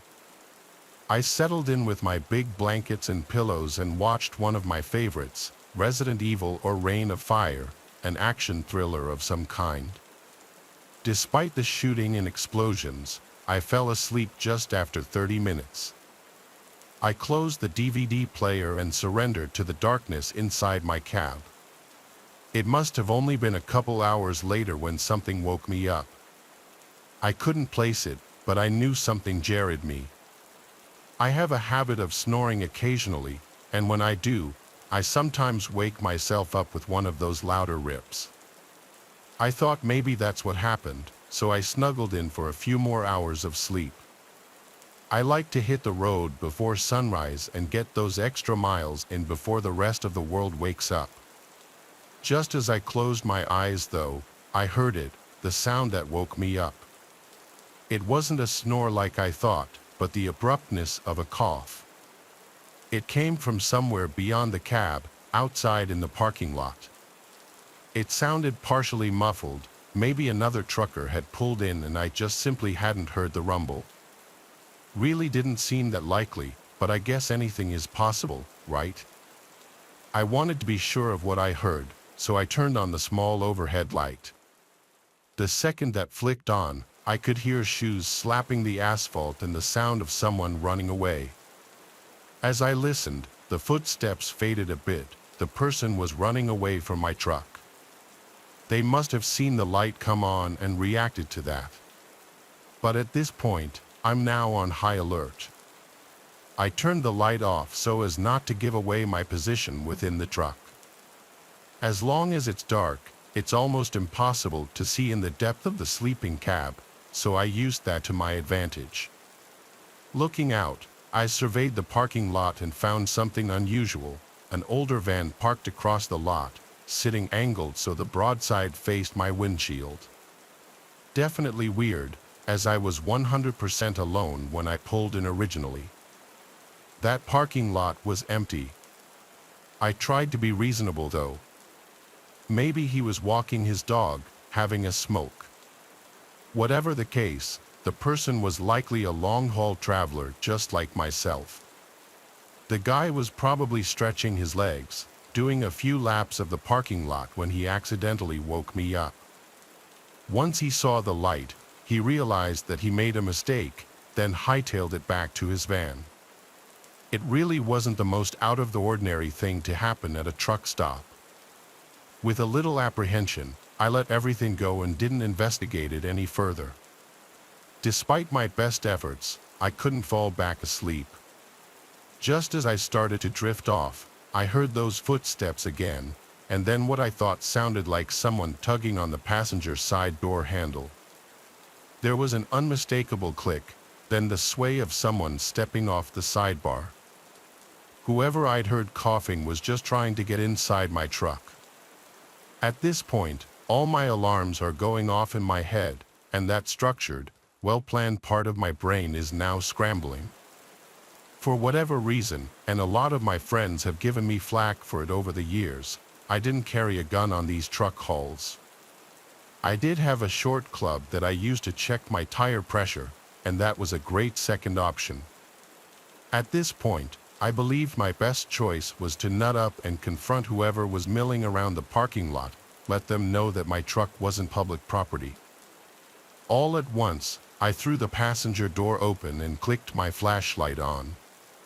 I had a small, steady streamlight that could reach something like 30 yards, not with the puffy yellow flare of a cheap flashlight, but with a white, concentrated light. I swept it back and forth, saw nothing, so I started inspecting the truck and the trailer. I saw nothing at first glance, so I hopped down and did a full lap of the rig. Still nothing, not even underneath it. Only one option left now, time to go look at that van. I swept the flashlight around and started marching up to the rear. I wanted to see the license plate before I checked it out any further. As I went to eye the back of the bumper, I brought my light up so I could see. My eyes naturally went to the license plate, which was from South Dakota, but something else caught my attention. I couldn't place it at first, but as I kept looking, it all came into focus. Below the back of the van, near the far back tire, there was a pair of boots. Someone was crouched and hiding on the other side of it. Only the toe tips poked out, but it was enough for me to see what was going on. I left the light on the boots for 10 to 20 seconds, long enough for them to realize that they were exposed. I watched in disbelief as the boots slowly shuffled backward until they were completely hidden behind the tire. My stomach soured at the whole thing. This person clearly had ill intentions, and I wanted nothing to do with them. I wanted to say something, but I found myself completely speechless. I'm not confrontational. You may have gleaned that from my lack of a firearm. I didn't want to issue a threat to someone who might have the upper hand. I just backed up until I reached my truck, hopped in, and locked the door. I figured that encounter was enough. I got out and found them, who would come up and keep messing with me. We both knew what was going on at this point, so the mystery was completely over. Just some vagrant weirdo looking to make a score. Now that he knew the truck wasn't abandoned, I hoped that he would just move on. I sat for 45 minutes, and that van never moved. I didn't see anything move, no person, no door opening or closing. It's like they were still hiding behind that rear passenger tire. As the morning went on, though, sleep came and kissed me, and I knew I needed to get at least a couple more hours of rest if I wanted to have a successful day. My eyes started to droop, and soon I was snoozing.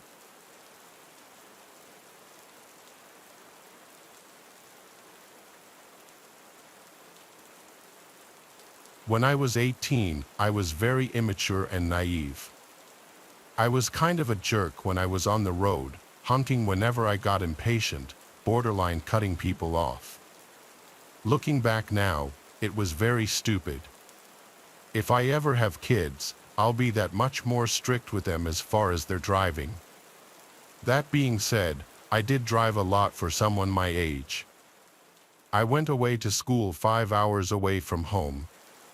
No matter what day of the week, traffic always gets atrocious the closer I get to home. So during breaks, I'll drive home at night to avoid this. What goes from a 4 to 5 hour drive down to a 3-hour drive? It was the beginning of winter break as the fall semester just ended. All my friends left for home on the same day. I just waited till later on in the night to head out because there's nothing I hate more than traffic. I used to drive a Mazda 3 that I would beat the ever-living crap out of, and admittedly, I used to be known for driving my car to a near-empty tank consistently. People would comment on it whenever they'd be in the car with me, and I'd always assure them that the car would still have at least 30 miles to go even after the needle would hit E. I found out the night I was driving home from school that I was wrong. I was only like an hour into my drive on the interstate. The needle was on E, and I was pushing my luck waiting for a gas station sign instead of looking up the nearest one on the map. The car started making these weird sounds suddenly and jolting, and that's when I realized I may have actually run the tank empty this time. I got off the first exit ramp and hoped it would lead right to a gas station. This exit was dark though, with no street lights, and there were just woods on either side. I was scared to slow down and lose my speed because I didn't know if I'd have enough gas to find a gas station. I blew through the stop sign at the end of the ramp and made a sharp left turn on the intersecting road, which was another dark road surrounded by woods. I was screwed. The car eventually came to a stop, and the engine died. Things only got worse when I took out my phone and saw I had no bars. I have T-Mobile, which is the worst possible reception anywhere far from a major city. I tried calling 911 because I was stupid and thought that 911 works even without reception. Of course, it didn't. I was terrified because I didn't know what to do. I turned on my hazard lights and just waited for someone to pass by. It was a long time before I saw headlights approaching. When I did, I flashed my headlights at them, and they passed me, made a U-turn, then pulled up on the grass behind me. I didn't know who was getting out of that car, though, and I was an 18-year-old defenseless girl. I just cracked the window down a little bit as this man approached my car. I told him I needed help. I ran out of gas. He offered to give me a ride to the nearest gas station. He was this bald guy with glasses on. He kind of looked trustworthy. I had no other apparent options but to accept his offer. I got out of the car and followed him to his car, making sure to lock my doors first. His car was a black Honda, year probably a 2010. It smelled funky in his car. I couldn't pin what the smell could be, though. He banged another U-turn and started driving in the direction he was driving before. He made conversation with me, asking where I was from and basic questions. I was honest with him that I was driving home from school. He said he lived in the area and that they don't get too many out-of-towners getting off the interstate for this quiet little town. The route we were taking lacked any buildings anywhere. It was just woods everywhere. I asked if he knew of any gas stations, and he said yeah, just a ways up the road. I started hearing bumping and thumping coming from the back of the vehicle. It sounded like the trunk. At first, I thought it was maybe just bumps in the road or a loose object in the trunk. He seemed to keep talking and talking like he wouldn't stop. Finally, we got to a sort of town-looking area. There were some lights and buildings at last, a diner, and a few small houses. There was a red light at the first intersection since I got in his car. We came to a stop, and for the first time, there was silence. Then I heard the unmistakable sound of someone screaming in the trunk, followed by thumps and bangs. I looked at the man, who looked at me.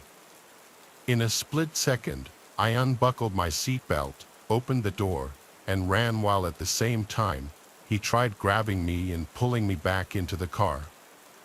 I heard him get out as well, but instead of chasing me, he ran to close his passenger side door. Then I heard him floor it down the street. I ran into the diner and asked for help, making a scene. I used their phone to call 911. I waited there, and it became this whole huge thing with multiple police showing up to the diner to take a report. Given the gravity of the report that I was making, that I heard someone in the trunk of the car, they had to get every last detail for me about the man's car, his appearance, and where he picked me up. I was also given a ride back to my car so that they could also include the pickup location in the report. They also helped me get a hold of AAA, which eventually would come to my location to fill my car with gas. This was overall the scariest experience of my life. I was shaken to the core the whole rest of the ride home. I hope they found that man. I hope whoever was in that trunk is still alive today. For all I know, that man could have been bringing me to his house or somewhere else, and I was just lucky I had a chance to get out at that red light.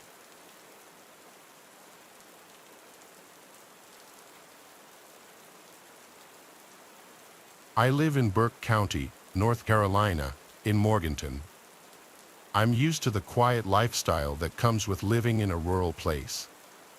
You get some weird characters here and there, but it's usually nothing too bad. I own a nice plot of land with my husband. My work schedule fluctuates. Sometimes I work days, sometimes I work nights.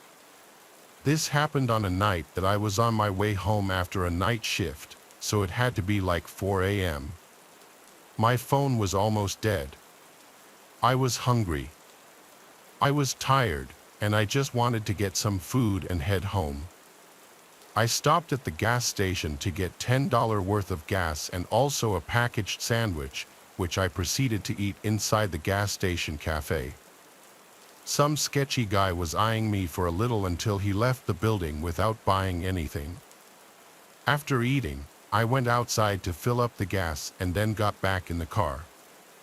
The smell of gas was extra pungent for some reason.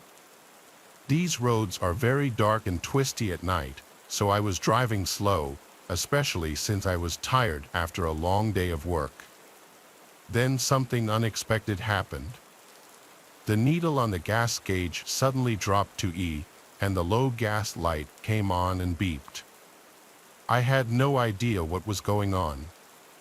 I'm not a car person and I'd never run out of gas before this. Plus, the needle just suddenly dropped. I thought at first that the computer was glitching, so I pulled over and restarted the car, but the needle was still on E.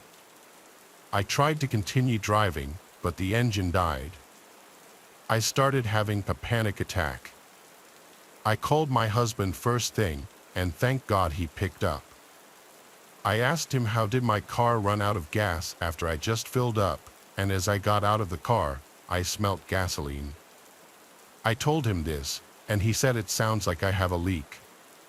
He told me he'd head right over and he'd call our roadside assistance company. But then I heard a car coming with no headlights, and suddenly it stopped not far behind my car. I suddenly thought to bring up that sketchy guy who was watching me at the gas station and asked my husband if there was a chance he did something to my car. My husband's tone suddenly changed to sounding more concerned and worried. He said yes, there's a chance that he may have cut my fuel line. I didn't know what that meant. All I knew was I needed to run. I took my keys out of the ignition and shut the door and locked it so that the headlights would turn off. My phone was on like 2%, so I told him to text me when he's close. I ran off the road and towards the first house I could find. I ran down the long driveway and up the property to the front door. All the lights in the house were off. I still rang the bell multiple times anyway. Eventually, a light turned on and then the door opened. A man in his 60s opened the door. He looked like he was just woken up. I asked him to let me in to hide and charge my phone. After a bit of explaining, he opened the door fully and let me in. I asked him for an iPhone charger, and he said he'd go look for one, then asked me to take a seat in the living room. I sat down, still in my nurse scrubs, feeling a mix of emotions. The man called out from the kitchen asking me if I wanted some water. I said yes, please. Little did he know, I saw his reflection in a mirror in the living room that gave visibility into the kitchen. I saw him fill a cup with water, then I know for a fact I saw him drop something into the water. He walked out of view of the mirror, but the faucet was still running. It ran for a solid 30 more seconds before he turned it off. He came back into the living room with a glass of water and handed it to me. I thanked him, and he sat down and just looked at me, then asked me to explain the situation again. I replied to him, I just really need a charger so that I could contact my husband. He said all right and went upstairs. I checked my phone, and it was on 1%. I used that remaining battery to send my current location to my husband just in case. I then smelt the glass of water, and although it didn't smell like anything, I knew he put something in it. Now I had to make the decision of whether I should leave or not. On one hand, I needed to charge my phone badly. On the other, I was 99% sure he did something to this water. I heard him walking back down the stairs, and he said he doesn't have any iPhone chargers since he has an Android. After he said this, I got up and walked straight for the door. I'm not an idiot. Once outside, I ran back down the driveway to the road. I felt like throwing up. I couldn't believe two separate potential incidents from two different men happened in one night. I crept along the side of the road behind the trees. I took out my phone and sent my updated location, and right around now was when my battery died. I waited until I saw the familiar headlights of my husband's truck. I went out waving my arms, and thank God it was him. I got inside the truck and let all my emotions out, crying to him about what I just went through. He brought us to my car, and there was no longer a car behind mine. My back window was shattered, though, and it appeared someone had gotten into the back seat, but nothing of high value was left in my car to steal anyway. My car battery was also now dead. When I told my husband about the man who tried to potentially drug me, he was so furious he wanted to go break down his door. But I told him no, let's just wait for the tow truck to come. We waited quite a while before it came. My car was towed to my dealership, where they would take the car in the next day. My husband was right. My car was vandalized, and the fuel line was cut completely. Thank God I was off the next few days because I needed some time to mentally recover from this night. The idea that twice in one night I was almost a victim of some sketchy men, I just couldn't get over.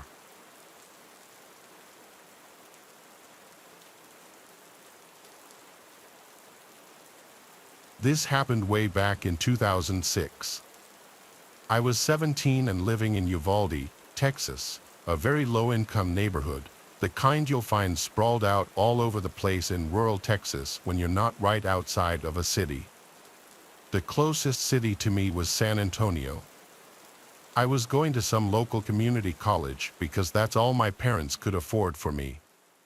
One of my best friends from high school, Bodie, moved to San Antonio to go to San Antonio College. He was living in some small apartment a little outside of the city with a roommate. His girlfriend would also often stay with him. Since the city is only really an hour and a half away, I would visit him all the time. He invited me this one weekend to come crash for the night, so I took my trusty old 1995 Toyota pickup truck. Just kidding. The thing was a piece of crap. The gas gauge didn't even work on it. I'd have to always just keep track of when the last time I filled the tank up was, then reset the trip mileage. I took Route 90, which was a straight shot from Uvalde to San Antonio. I was on the road at like 2:40 p.m. on a Friday, and there was no traffic at all. I got to Bodie at a reasonable time. His girlfriend wouldn't be getting there until tomorrow, so tonight we were going to go out. We stopped at a liquor store and drank in his apartment for a while with his roommate. Then the three of us went to this dive bar that would kind of look the other way with fake IDs. That was basically our night. We got back to their apartment around 2 a.m. after getting food. I slept on the couch. The next day would have almost been the same thing, but Bodhi and his girlfriend were having issues all day. As the two of them got drunker as the night progressed, she started yelling at him in front of me, and it got really awkward and uncomfortable. I didn't really have much to drink that day because I was already iffy about staying the night with her there. I eventually decided I would just head back home. I said goodbye to everyone and started my journey home. It was very late at night. I want to guess midnight, maybe a little earlier. Route 90 was deserted at this time, so I would fly for my pickup standards. But suddenly, the engine started sputtering. I felt my heart completely drop as I realized I forgot to fill up the tank. I slowed down, but it was too late. The engine cut. I pulled to the side of the road and tried starting it a few times, but it did no good. I took out my cell phone, which was equally as shitty as my truck, and tried to get a signal. No shot. I couldn't even call for help. I had to just put my hazards on and hope a good Samaritan would pass. You wouldn't believe how long I sat on the side of the road before seeing headlights. I waved my arms as the car approached, but it zoomed past me, ignoring me. This happened again after another 10 minutes or so. I was starting to feel hopeless, like maybe I should just sleep in my car and wait till sunrise to get help. So that's what I was going to do. I got inside my car, took the key out of the ignition to cut the battery, and just angled my seat back to go to sleep. I would hear the occasional car zooming past, like once every 10 minutes, but it didn't feel worth waving people down in the dark. It seemed sketchy for myself and to the people in the cars. But when I was starting to actually drift away to sleep, a car door closing from behind me woke me up. I looked in the rearview mirror and saw a car pulled up behind me with its headlights off. I turned around now to get a better look. There was some big pickup truck, but I couldn't see anyone inside of it, nor did I see anyone outside of it. Maybe someone pulled over to help. I got out of the car and said, "Excuse me," to no response. I walked closer to the truck just to confirm no one was inside. Then I walked back to my car. This was weird. I looked towards the trees on the side of the road. Maybe someone was pissing in the woods. I went back inside my car and locked the door. This was just too weird. Suddenly, there was a tap at my window. I jumped. I looked to see a man looking down at me into the car, smiling. I didn't do anything yet. He said, "Hey, buddy, need a hand?" I lowered the window a crack and said, "Hey, I ran out of gas." The man said, "That's quite the predicament. Step out and give me a hand with this real quick." When he said this, I thought he meant help him with a gas jug to fill up my tank or something, honestly. So I stepped out of the truck and shut the door, expecting him to lead me to his truck. But he stood there, looked down at me because he was much taller, still smiling, and said, "I need you to empty your pockets, please." It took me a second to process what he meant. I was literally a broke college student driving a piece of pickup truck. I wasn't about to get robbed of the only cash I had in my phone. I ran for it in the direction of the trees. I'm small but fast. I turned around and saw he was chasing after me. Once I made it into the trees, I zigzagged all over the place until I seemed to lose him. Then I crouched behind a big tree to catch my breath. When I heard him approaching closer, I quieted my breath. I heard him say out loud, "I'll kill you, you piece of." I don't know if he was just saying it out loud out of anger or if he wanted me to hear it, but I was too scared to move. Even after I heard his footsteps move away, I didn't move. In fact, I stayed in this position the rest of the night, eventually laying behind this big tree up until dawn. I went back over to the highway to my truck, and the truck behind me was gone, but my truck's doors were both open. I found that my glove box had been gone through and completely emptied of anything somewhat valuable. My flannel hoodie was also taken, which had something in the pocket, I'm sure. I finally managed to wave down a good Samaritan, and he gave me a ride to the closest gas station. I bought a fuel can, filled it with gas, and the man brought me back to my car, where I filled my tank just enough to drive the truck to a gas station to fill up completely. Then I went straight home. This was a real-life learning experience for me, that there are bad people out there who will try to take advantage of you when you're in a vulnerable spot. But there are also good people, like the man who helped me.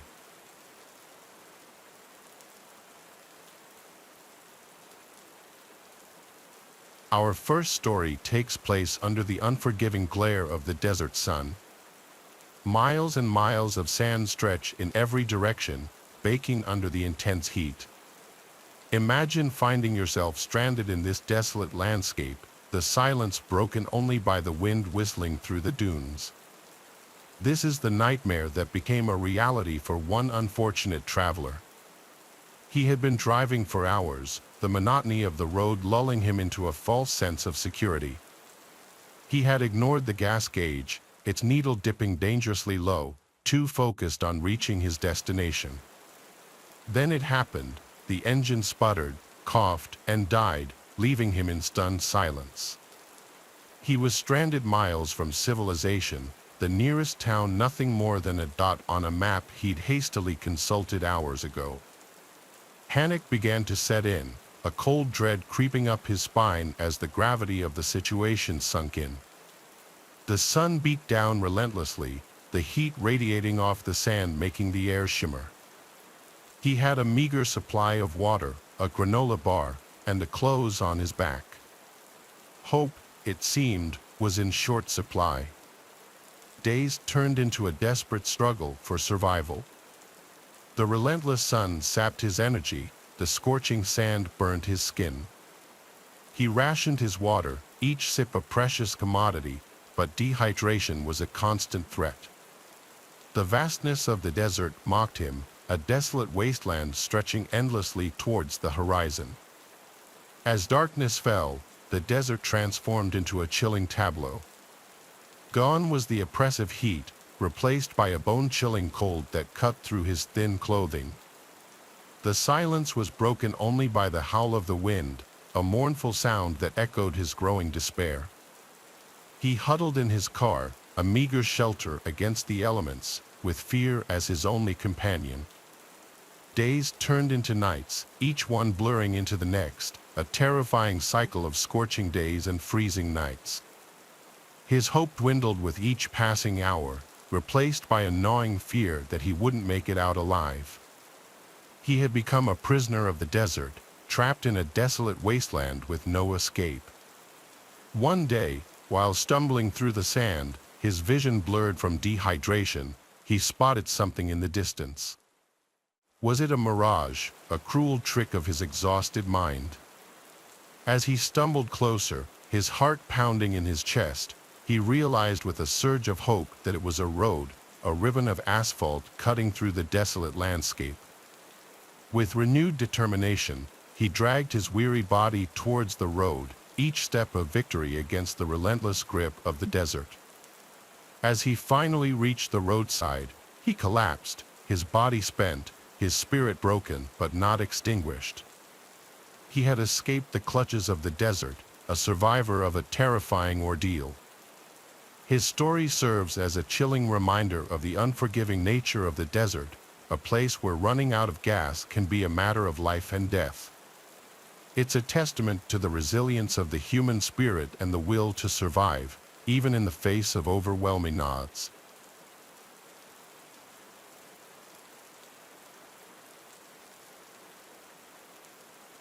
Our next story takes us from the desolate expanse of the desert to the claustrophobic darkness of a dense forest. Imagine the towering trees, their branches intertwined overhead, creating a canopy that blots out the moon and stars. The air is thick with the scent of pine and damp earth, a symphony of rustling leaves and the snapping of twigs. It's a place of eerie beauty, but also one that can hide unspeakable horrors. A young woman driving home from a late-night shift found herself lost on a deserted road cutting through the heart of such a forest. She had taken a wrong turn, lured off the main highway by a faulty GPS signal. Now she was hopelessly lost, her phone showing no bars, and her car sputtering its last breaths as it ran out of gas. The engine died, plunging her into an oppressive silence broken only by the sound of her own ragged breathing. Fear, cold and sharp, gripped her heart. The forest, once beautiful, now loomed around her, menacing and alive. Every rustle of leaves, every snapping twig sounded like approaching footsteps.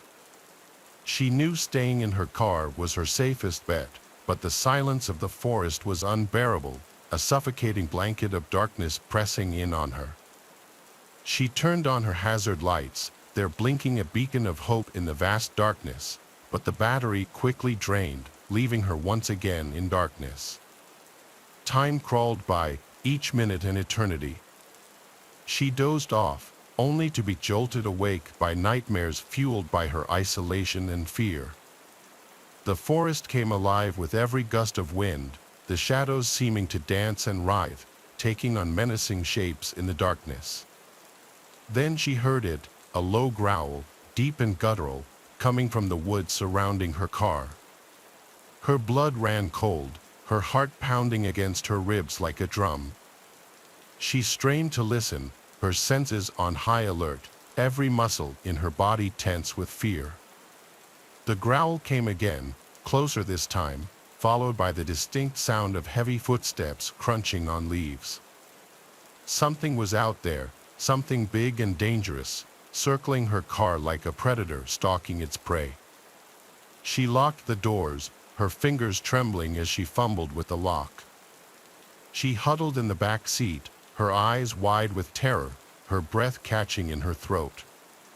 The growls continued throughout the night, each one sending shivers down her spine. She was trapped, hunted by an unseen terror in the heart of the forest.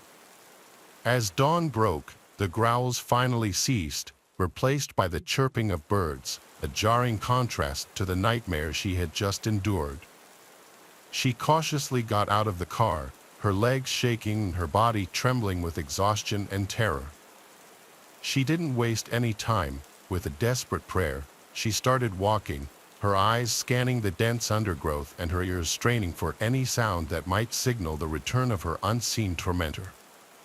After what felt like an eternity, she stumbled out of the woods and onto a dirt road. A pickup truck soon approached, its driver stopping to help. She had escaped the clutches of the forest, but the terror of that night, the memory of the unseen growls, would forever haunt her dreams.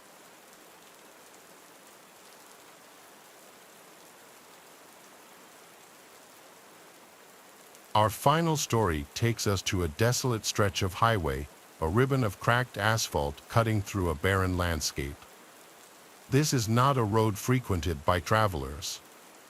The few gas stations that dotted its length had long since been abandoned, their pumps dry and their windows boarded up like hollow eyes staring out at the emptiness. A young couple, eager for a weekend getaway, found themselves stranded on this forgotten highway. Their car sputtered its last as the gas gauge hit empty. They had ignored the warning signs, the lack of other cars, the eerie silence that hung heavy in the air, too caught up in their own excitement to heed these signs. Now, they were stranded. The sun beat down on the cracked asphalt, the air thick with the smell of dust and despair. The silence was unnerving, broken only by the occasional cry of a hawk circling overhead. They were alone, utterly alone, in a place that felt forgotten by time.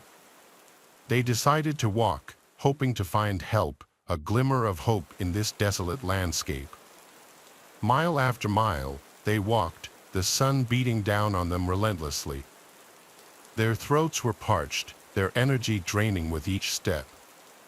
The highway stretched out before them, an endless ribbon of asphalt leading nowhere. As they walked, they noticed something strange, cars abandoned on the roadside, seemingly frozen in time. Some were old and rusted, others surprisingly new, their paint still gleaming under the harsh sun. Each car was eerily empty, their interiors undisturbed, as if their occupants had vanished into thin air. Fear, primal and instinctive, began to creep into their hearts. The silence of the highway was no longer just unnerving, it was oppressive, heavy with an unseen menace. They quickened their pace, their eyes darting nervously at the abandoned vehicles, their minds conjuring up terrifying scenarios. As dusk approached, casting long eerie shadows across the highway, they stumbled upon a small town. Relief washed over them, a beacon of civilization in this desolate wasteland. But as they approached, their relief turned to horror. The town was deserted, buildings stood empty, their windows dark and lifeless. The streets were eerily silent, not a single soul in sight. It was as if the entire town had simply vanished, leaving behind an unsettling silence that spoke volumes. They pressed on, desperation fueling their steps, their senses on high alert and their hearts pounding in their chests. The town was like a ghost town, frozen in time, its silence amplifying their growing fear. As darkness fell, they came to a crossroads. In the fading light, they saw a figure standing in the middle of the road. Relief flooded them, a glimmer of hope in this desolate landscape. They called out, but the figure remained motionless, its back to them. As they drew closer, their hearts sank. The figure was a scarecrow, its straw-stuffed body dressed in tattered clothing, its painted face twisted into a grotesque grin. It was a cruel joke, a symbol of their isolation and despair. They collapsed on the roadside, their bodies spent, their spirits broken. They were trapped in a nightmare, a desolate highway populated by abandoned cars and ghost towns. Their hope, once a flickering flame, now threatened to be extinguished by overwhelming despair.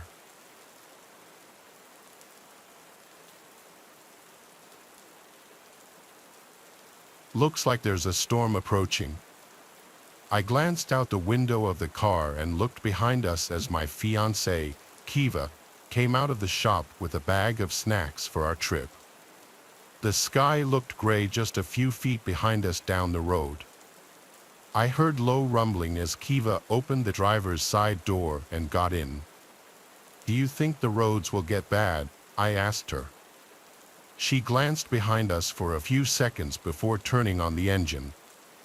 The 80 station we had been listening to on our road trip turned on, and the music filled the car as Kiva pulled out of the gas station parking lot. "We can always pull over if they do," she replied. "Don't you think we should fill up on gas soon?" I asked. "I think we should be fine for now." I glanced over at the dashboard. "There's a quarter of a tank left," I noted. "Babe, it's fine. Trust me. You worry too much. Besides, that's more than a quarter." I sighed as I tried not to let it bug me. I hated getting lower than half a tank in my own car, it stressed me out to no end. We pulled out onto the road, and I grabbed my phone. As I opened the weather app, I looked at the forecast for the day, sunny with a high of 95. That couldn't be right. I made sure that I had cell service before opening the app again, thinking that maybe it would refresh. It didn't, and the forecast still said the same. "Huh," I said. That's weird. What's weird? Kiva asked. I looked in the side mirror at the darkening skies behind me. The clouds were catching up to us quickly. Melanie, I glanced back at Kiva. The weather app says it's supposed to be sunny today. Maybe the app is down. Yeah, maybe, I replied. We continued down the road and stopped at a red light. I shifted in my seat so I could look behind us at the approaching storm. I could see the dark clouds moving across the sky, heading directly towards us. I turned back to face the road ahead of us when suddenly the sound of thunder boomed across the sky. I jumped as it was followed by a flash of lightning. All of a sudden, a scream erupted behind us. What was that? Kiva asked. Oh my God, what the? Someone yelled. The people in the cars around us began to roll down their windows to get a better view of whatever was happening. Kiva shifted the car into park and undid her seatbelt as she opened the door and stepped out of the car. I followed, walking between the traffic. As I followed Kiva, there was a crowd forming a few feet away where an old woman was crying and shouting nonsense. I looked up at the sky again and noticed that the gray clouds were even closer now, and I couldn't see anything in the distance anymore. I glanced back towards the car and then up at the traffic light, which was now green. No one was driving off yet, though, as everyone had gotten out of their cars to investigate. Suddenly, the loud sound of crushing metal caught my attention. As I looked towards the sound, a white pickup truck had been almost completely crushed. I squinted to get a closer look and noticed that there seemed to have been a person inside the truck when it was flattened, and their blood and insides covered the windshield. I looked away quickly as I took deep breaths, trying not to gag. Other people had started to walk toward the crushed truck, and some were gagging and backing up as they realized what they were seeing. What did? Someone screamed again. The sound of crushing metal was heard, and the second car had been crushed. This time, it had only been the hood of the car that had been crushed, and the driver ran out to look at the damage. Get back in your cars now, someone screamed. I locked eyes with Kiva, and we ran to the car, getting in and slamming the doors shut. As Kiva shifted back into drive and managed to pull in between the cars and speed through the intersection, I kept looking behind us as the clouds continued to approach. I could see raindrops now. Some of the people had made it away just in time, and others got caught in the rain. The sound of multiple cars being crushed filled the street as Kiva sped down the road. Luckily for us, it was mainly empty. I held on to the armrest as Kiva kept speeding. Is that the rain doing that? I asked, glancing back again. I think so, Kiva muttered. She continued to drive, hyper-focused on the road. I glanced over at the speedometer. She was going almost 90. I looked over at the side of the road as we passed a speed limit sign but said nothing. I looked back at the approaching storm. The rain had picked up excessively, and all of the trees and stop lights had been crushed. They were now crumpled up in the middle of the road, blocking anyone else from escaping the storm. As I glanced down in the rearview mirror, I noticed that most of the road was gone too. There were giant holes everywhere, making it impossible to drive on. My body flung forward as Kiva hit the brakes. All of a sudden, the sound of the screeching brakes and the tires on the road filled my ears as she tried to stop the car. She exclaimed, and the car finally came to a stop. I looked over at her. Why are you stopping? She motioned towards the road where there was a giant tree branch blocking the way. Help me move it, hurry.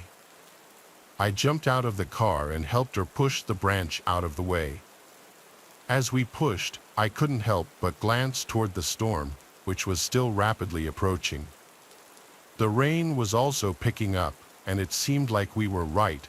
the rain was to blame. I used all my strength to push on the branch as Kiva pulled, and we finally got it out of the way.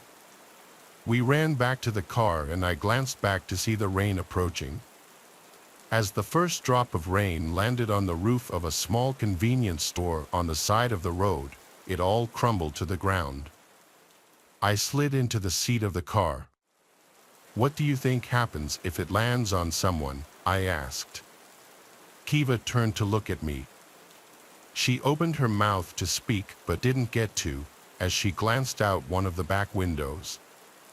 I followed her gaze and saw a man walking down the side of the road. In a split second, the rain caught up. 1 second he was there, and the next second, there was a splatter of blood and human insides on the sidewalk.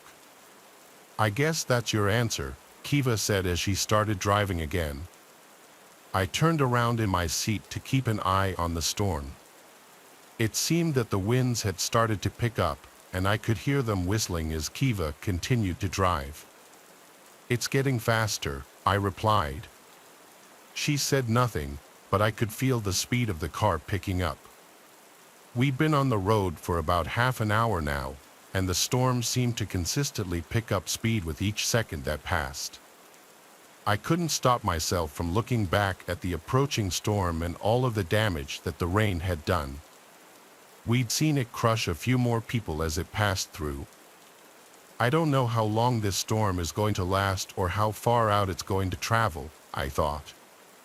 But I'm hoping that I can at least warn a few people. Maybe you can make a plan to outrun it. We're going to run out of gas soon, and there's no way that we would have enough time to stop and fill up on gas without the storm catching up to us and crushing our car, and then us. I don't know what we're going to do. We haven't even passed another car that we could potentially steal to try to outrun the storm. I don't know if anyone will even see this or how this will even help, but if you start to see the storm approaching, start running.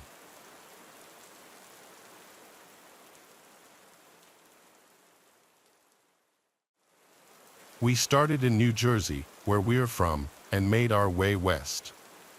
It was a great time. We saw stuff that we always talked about seeing. After day 3, we finally hit the dreaded boring part of the drive, Nebraska. Nothing but cornfields as far as the eye can see. It was about 6:30 p.m., and the sun was starting to set. I looked at the gas gauge, and it read 1/4 of a tank. I told my buddy we should start looking for a gas station. He checked the GPS, and nothing for at least 100 miles showed up. I started to get nervous because the last thing we need is to run out of gas in the middle of Nebraska with literally nothing around at night. That's how horror movies start. Finally, as we crested a small hill, my fears, at least for the time being, were put to rest. Down the road, maybe half a mile, we saw a blue sign that said, "Gas next exit." Little did I know that the next exit was another 30 miles away. So we drove and drove, all the while with one eye on the gauge. Finally, we saw the exit and got off. The gas light on the dashboard came on, warning us we had less than a gallon left. The sign pointed to the right at the end of the exit ramp and said, 10 miles gas. The car we were driving was a 200 Ford Explorer. Being an old SUV, I knew it barely got 14 miles to the gallon on a good day. I shared a look with my friend, we both shrugged. I made the turn, and we continued on. The sun had now gone down, and for those of you who have never been to the Midwest at night, it's not like being in the city. When the sun goes down, there is no ambient light whatsoever. No street lights, no lights from a major city giving off the comfortable orange glow, nothing. Just an endless darkness in all directions. Even the highway offered no lights. I turned on the high beams and could barely see 50 feet in front of me. My spider sense was tingling at this point, but we pressed on. What other choice did we have? Minutes passed, but they felt like hours. I kept my eyes peeled for any possible animals that might dart out in front of me. Suddenly, the car started to shudder. My friend and I both shared an "oh, look" as we started going up another hill. The car barely made it up and crested the hill. As we did, we saw our salvation, lights from a gas station. If I had only known what was going to happen next, I would have gotten out of the car and run back to the interstate. We rolled down the hill and entered what I can only describe as a ghost town. There were buildings, shops, and houses, every single one of them boarded up. There was one exception: a church sat opposite the station. One of those old ones you would usually see in New York or Paris. It appeared to be sandstone with a huge steeple. It looked like it was brand new, with a nicely manicured lawn and a huge red wooden door. The stained glass windows that lined the outside had pictures telling a story. However, instead of telling the story of the Stations of the Cross or the Virgin Mary, as most churches had, these showed depictions of people burning in fire, their faces twisted in agony under the cloven hoof of what I could only think was the devil. The hair on the back of my neck stood up. Something here just didn't feel right. The car died about 500 feet from the gas station, so we got out and pushed it the rest of the way. As we got out, I heard something barely audible, almost like a humming, coming from the church. My buddy didn't hear anything, so I assumed I must just be tired. The pump was new, with one of the credit card readers, which struck me as odd, considering everything else in this town, save the church, looked like it hadn't had anyone living in it for at least 30 years. We filled up without incident, and as we finished, the sound, which now sounded like a humming droning, got louder. We got back into the car and left. The road we came in on was a one-way, so the only way out was to go further into the town and hopefully find a road that led back to the interstate. As we drove, we saw more light being reflected off the buildings. We pulled into a town square where there was a huge stage and hundreds of chairs set up for what looked like a concert of some sort. The light was coming from a bonfire in the center of the audience area. As we pulled further into the square, we could see a guy playing music for no one. There wasn't one person in any of the seats. I used to work in the music industry. I know a sound check when I see one. Usually, that happens before the concert, so a musician can check his or her sound with the guy running the soundboard. With no one around, this was not it. He was covered in sweat, screaming his music and playing almost like his life depended on it. We came to a T intersection and a stop sign. We had the windows down because it was summer and we were trying to save gas by not using the AC. The droning humming I heard had gotten louder. It was almost like it was in my head, beating my brain. Now it sounded like it was coming from the buildings themselves.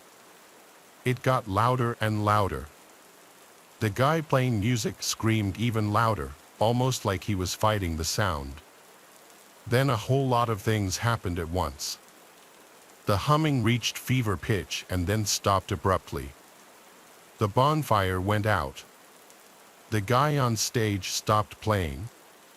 Down on the right of the road, which looked like it was the only way back to the highway, came a mob of people with pitchforks, boards, rocks, and one guy had what looked like a samurai sword.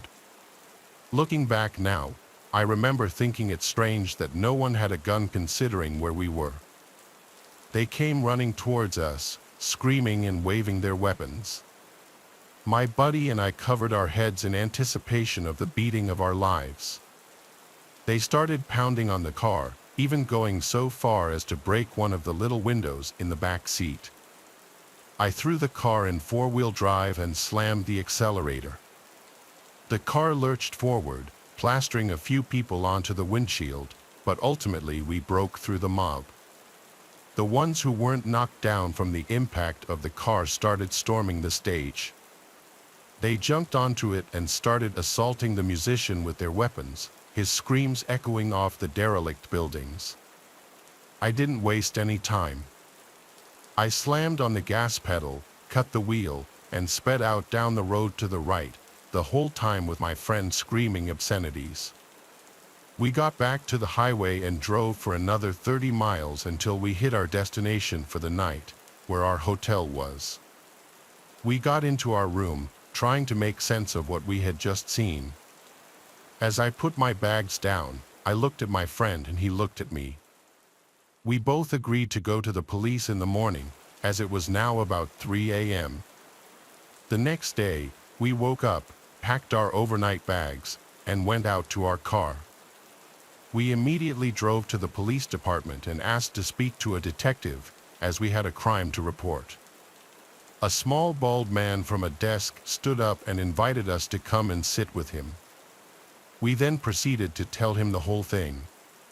When we were finished, he asked us, pale as a ghost, "Did you tell anyone else this?"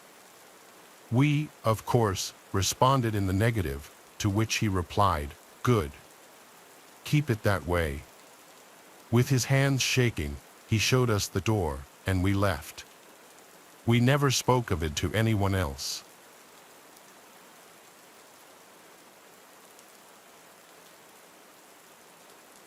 Immersed between the pines, that was the predicament I currently ended up in, an empty highway spanning miles and miles through one of the most desolate roads in the Rocky Mountains. How long had it been since I was at Jim's diner, looking at the sky gray and foreboding, obvious that a storm was on the horizon. There was that smell in the air, sulfur, between the heat of the afternoon and the sudden chill. I could even feel the hairs on the back of my neck stand straight up. Trapped on this highway, with no exit for 40 miles, no car or truck for at least 2 hours, and my bike broken down. Wonderful, I muttered, exasperated. Could today get any worse? I had run out of gas. There were some farmlands a few miles back, lost to the oncoming darkness and surrounding sea of pines. The odd feeling, beyond the sense of being completely alone, was that of truly being alone.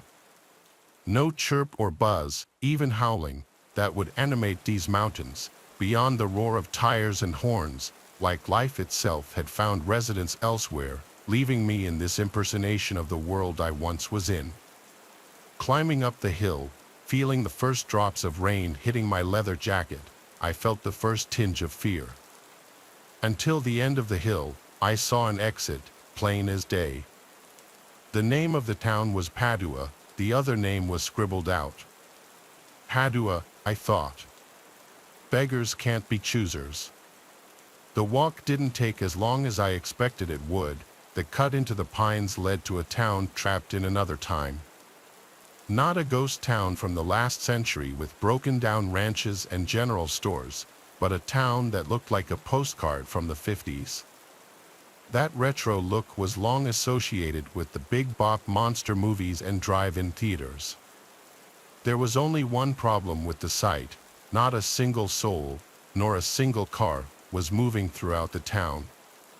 Instead, there was only the same silence I had heard throughout the mountain highway. There wasn't much more to think about. I resolved to explore the town as it started to come more into view with each step and push. There was a gas station not too far away, a diner down the block, and, from the looks of it, a hotel in the center between the two. I should name this town Lucky Break. "Hello," I called out, standing at the gas station, my bike parked at a stall. No dust, the pumps were on but locked. Walking into the store, which was open, the lights flickered almost as a response. Anyone here? The store was completely packed, full of food and drinks, just no worker. Maybe he's on break, I muttered to myself, trying not to dissect the logic any further. I grabbed a protein bar and a bottle of water. It was still cold and fresh to the touch. There was a feeling that I was being watched. Maybe it was just the eerie feeling of being alone. As the door shut behind me, I could have sworn I saw a shadow sitting at the register. When I did a double take, I found the store completely empty. Drinking the water and chewing on the bar, it had been hours since I had eaten or drunk anything. I released the trigger to let the gas pump start. There wasn't any other way I knew how to get it to work, no credit card slot, no manual pump on the outside. Must be an older job. When I finished filling up the bike, I took in the scenery and watched the clouds. The bike came to life, and I looked around, still feeling that sense of not being alone. Oh well, I spoke aloud as I entered the empty street. I decided that, while it was only slightly drizzling, I might as well explore the town. Spanning only a few blocks, lights were on in most buildings. However, there wasn't a sign of a single human, animal, or even insect. Like a model or a set of a movie left alone, tomorrow they'd come back and start again. There were a few buildings I tried. I needed a bathroom anyway. A few cloth shops, nothing that I needed or wanted. Being on a bike limits what can be carried. Then there was a library, stacked with books. There was a theme I noticed, not thanks to the books, but the periodicals. Nothing past the date of 1958. That didn't make sense. The last article read about the local football team going off to take the championship on October 21st. What happened October 22nd? There was too much to think about. The only thing that mattered was finding shelter and maybe getting a proper dinner. In all this commotion, I realized leaving the library that I still hadn't charged my phone. What was I thinking? Finding the diner I had passed before, the setup was one of those tube-like buildings that used to populate the country, slowly disappearing one by one to make way for franchises. Hello, I left my bike in the parking lot. The rain started to pick up, nothing hard yet, but it was coming soon. Again, I began to wonder why I would even ask. At this point, I'm just going to let myself in. I found a place for my phone to charge. The outlet looked a little weird, but it fit. When the screen came on, I could have guessed as much, no signal. Looking around the empty diner with its colorful booths, counter cakes in the displays, the grill in the back, even a jukebox and cigarette dispenser, I walked up, placing a few loose quarters in both. I found myself putting "Jingle, Jingle, Jingle" on the jukebox, a cigarette hanging out of my mouth. I checked the back room, the grills all worked and even the ovens. Playing with the switches, I found myself even dancing to antiquated songs, singing with a sparse knowledge of the lyrics. There was a fridge full of vegetables, red meat, even a steak. Putting the steak on, I heard "The End of the World" by Skeeter Davis starting to play. The eerie song almost put the sound of complete silence in perspective.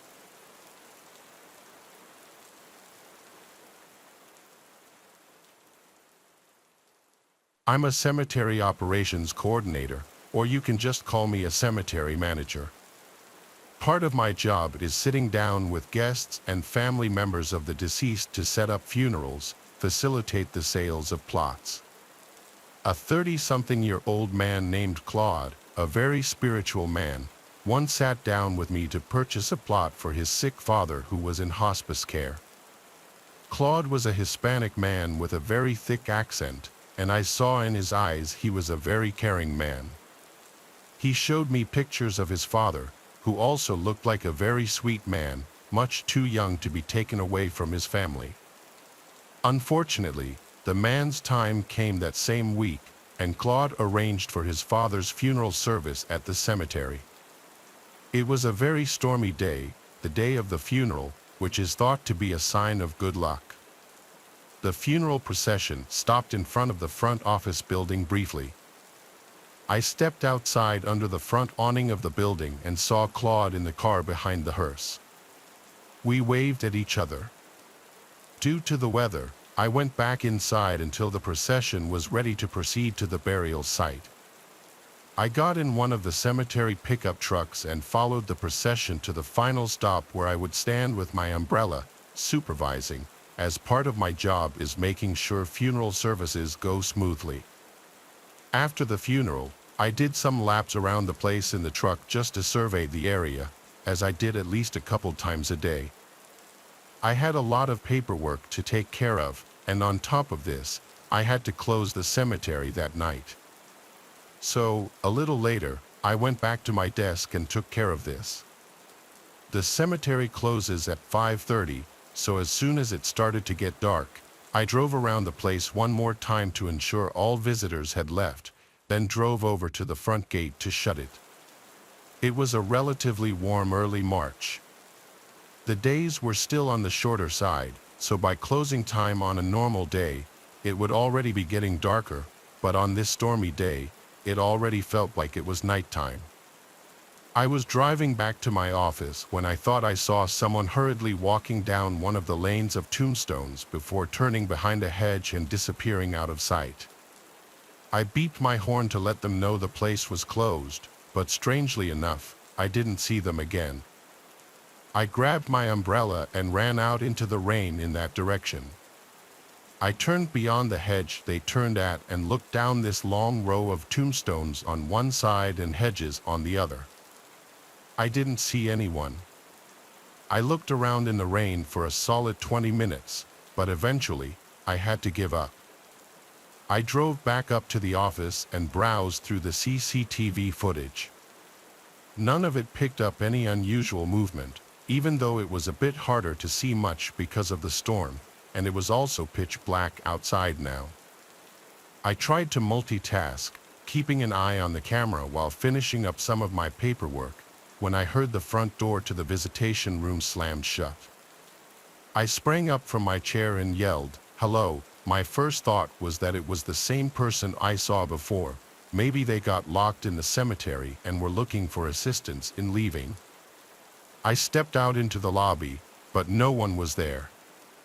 I looked around and again said, "Hello." Maybe the door slamming shut was them leaving. I started looking out all the windows, and I stopped when, through one of them, I saw someone on the other side looking back at me with a blank expression. I jumped back and screamed, and they didn't flinch. I stepped closer and made a squinty-eyed, confused look when I realized I recognized this Hispanic, older-looking man. In my head, it reminded me exactly of the pictures of Claude's father he showed me. With my heart in my throat, I ran out the front door of the building and to the side where I saw the man, but he was gone. He wasn't booking it into the fields, he wasn't hiding in a bush nearby, he was gone. I looked around me as I stood in the rain getting soaked, then ran back inside, packed up my things, locked up, and got in my car. I opened and closed the gate once more, locking it behind me, and drove home. When my wife asked me at home why I was being so quiet, I just told her it was a long day at work. To this day, I think I was just overworking myself, and my mind was playing tricks on me, but it still is genuinely disturbing to think about.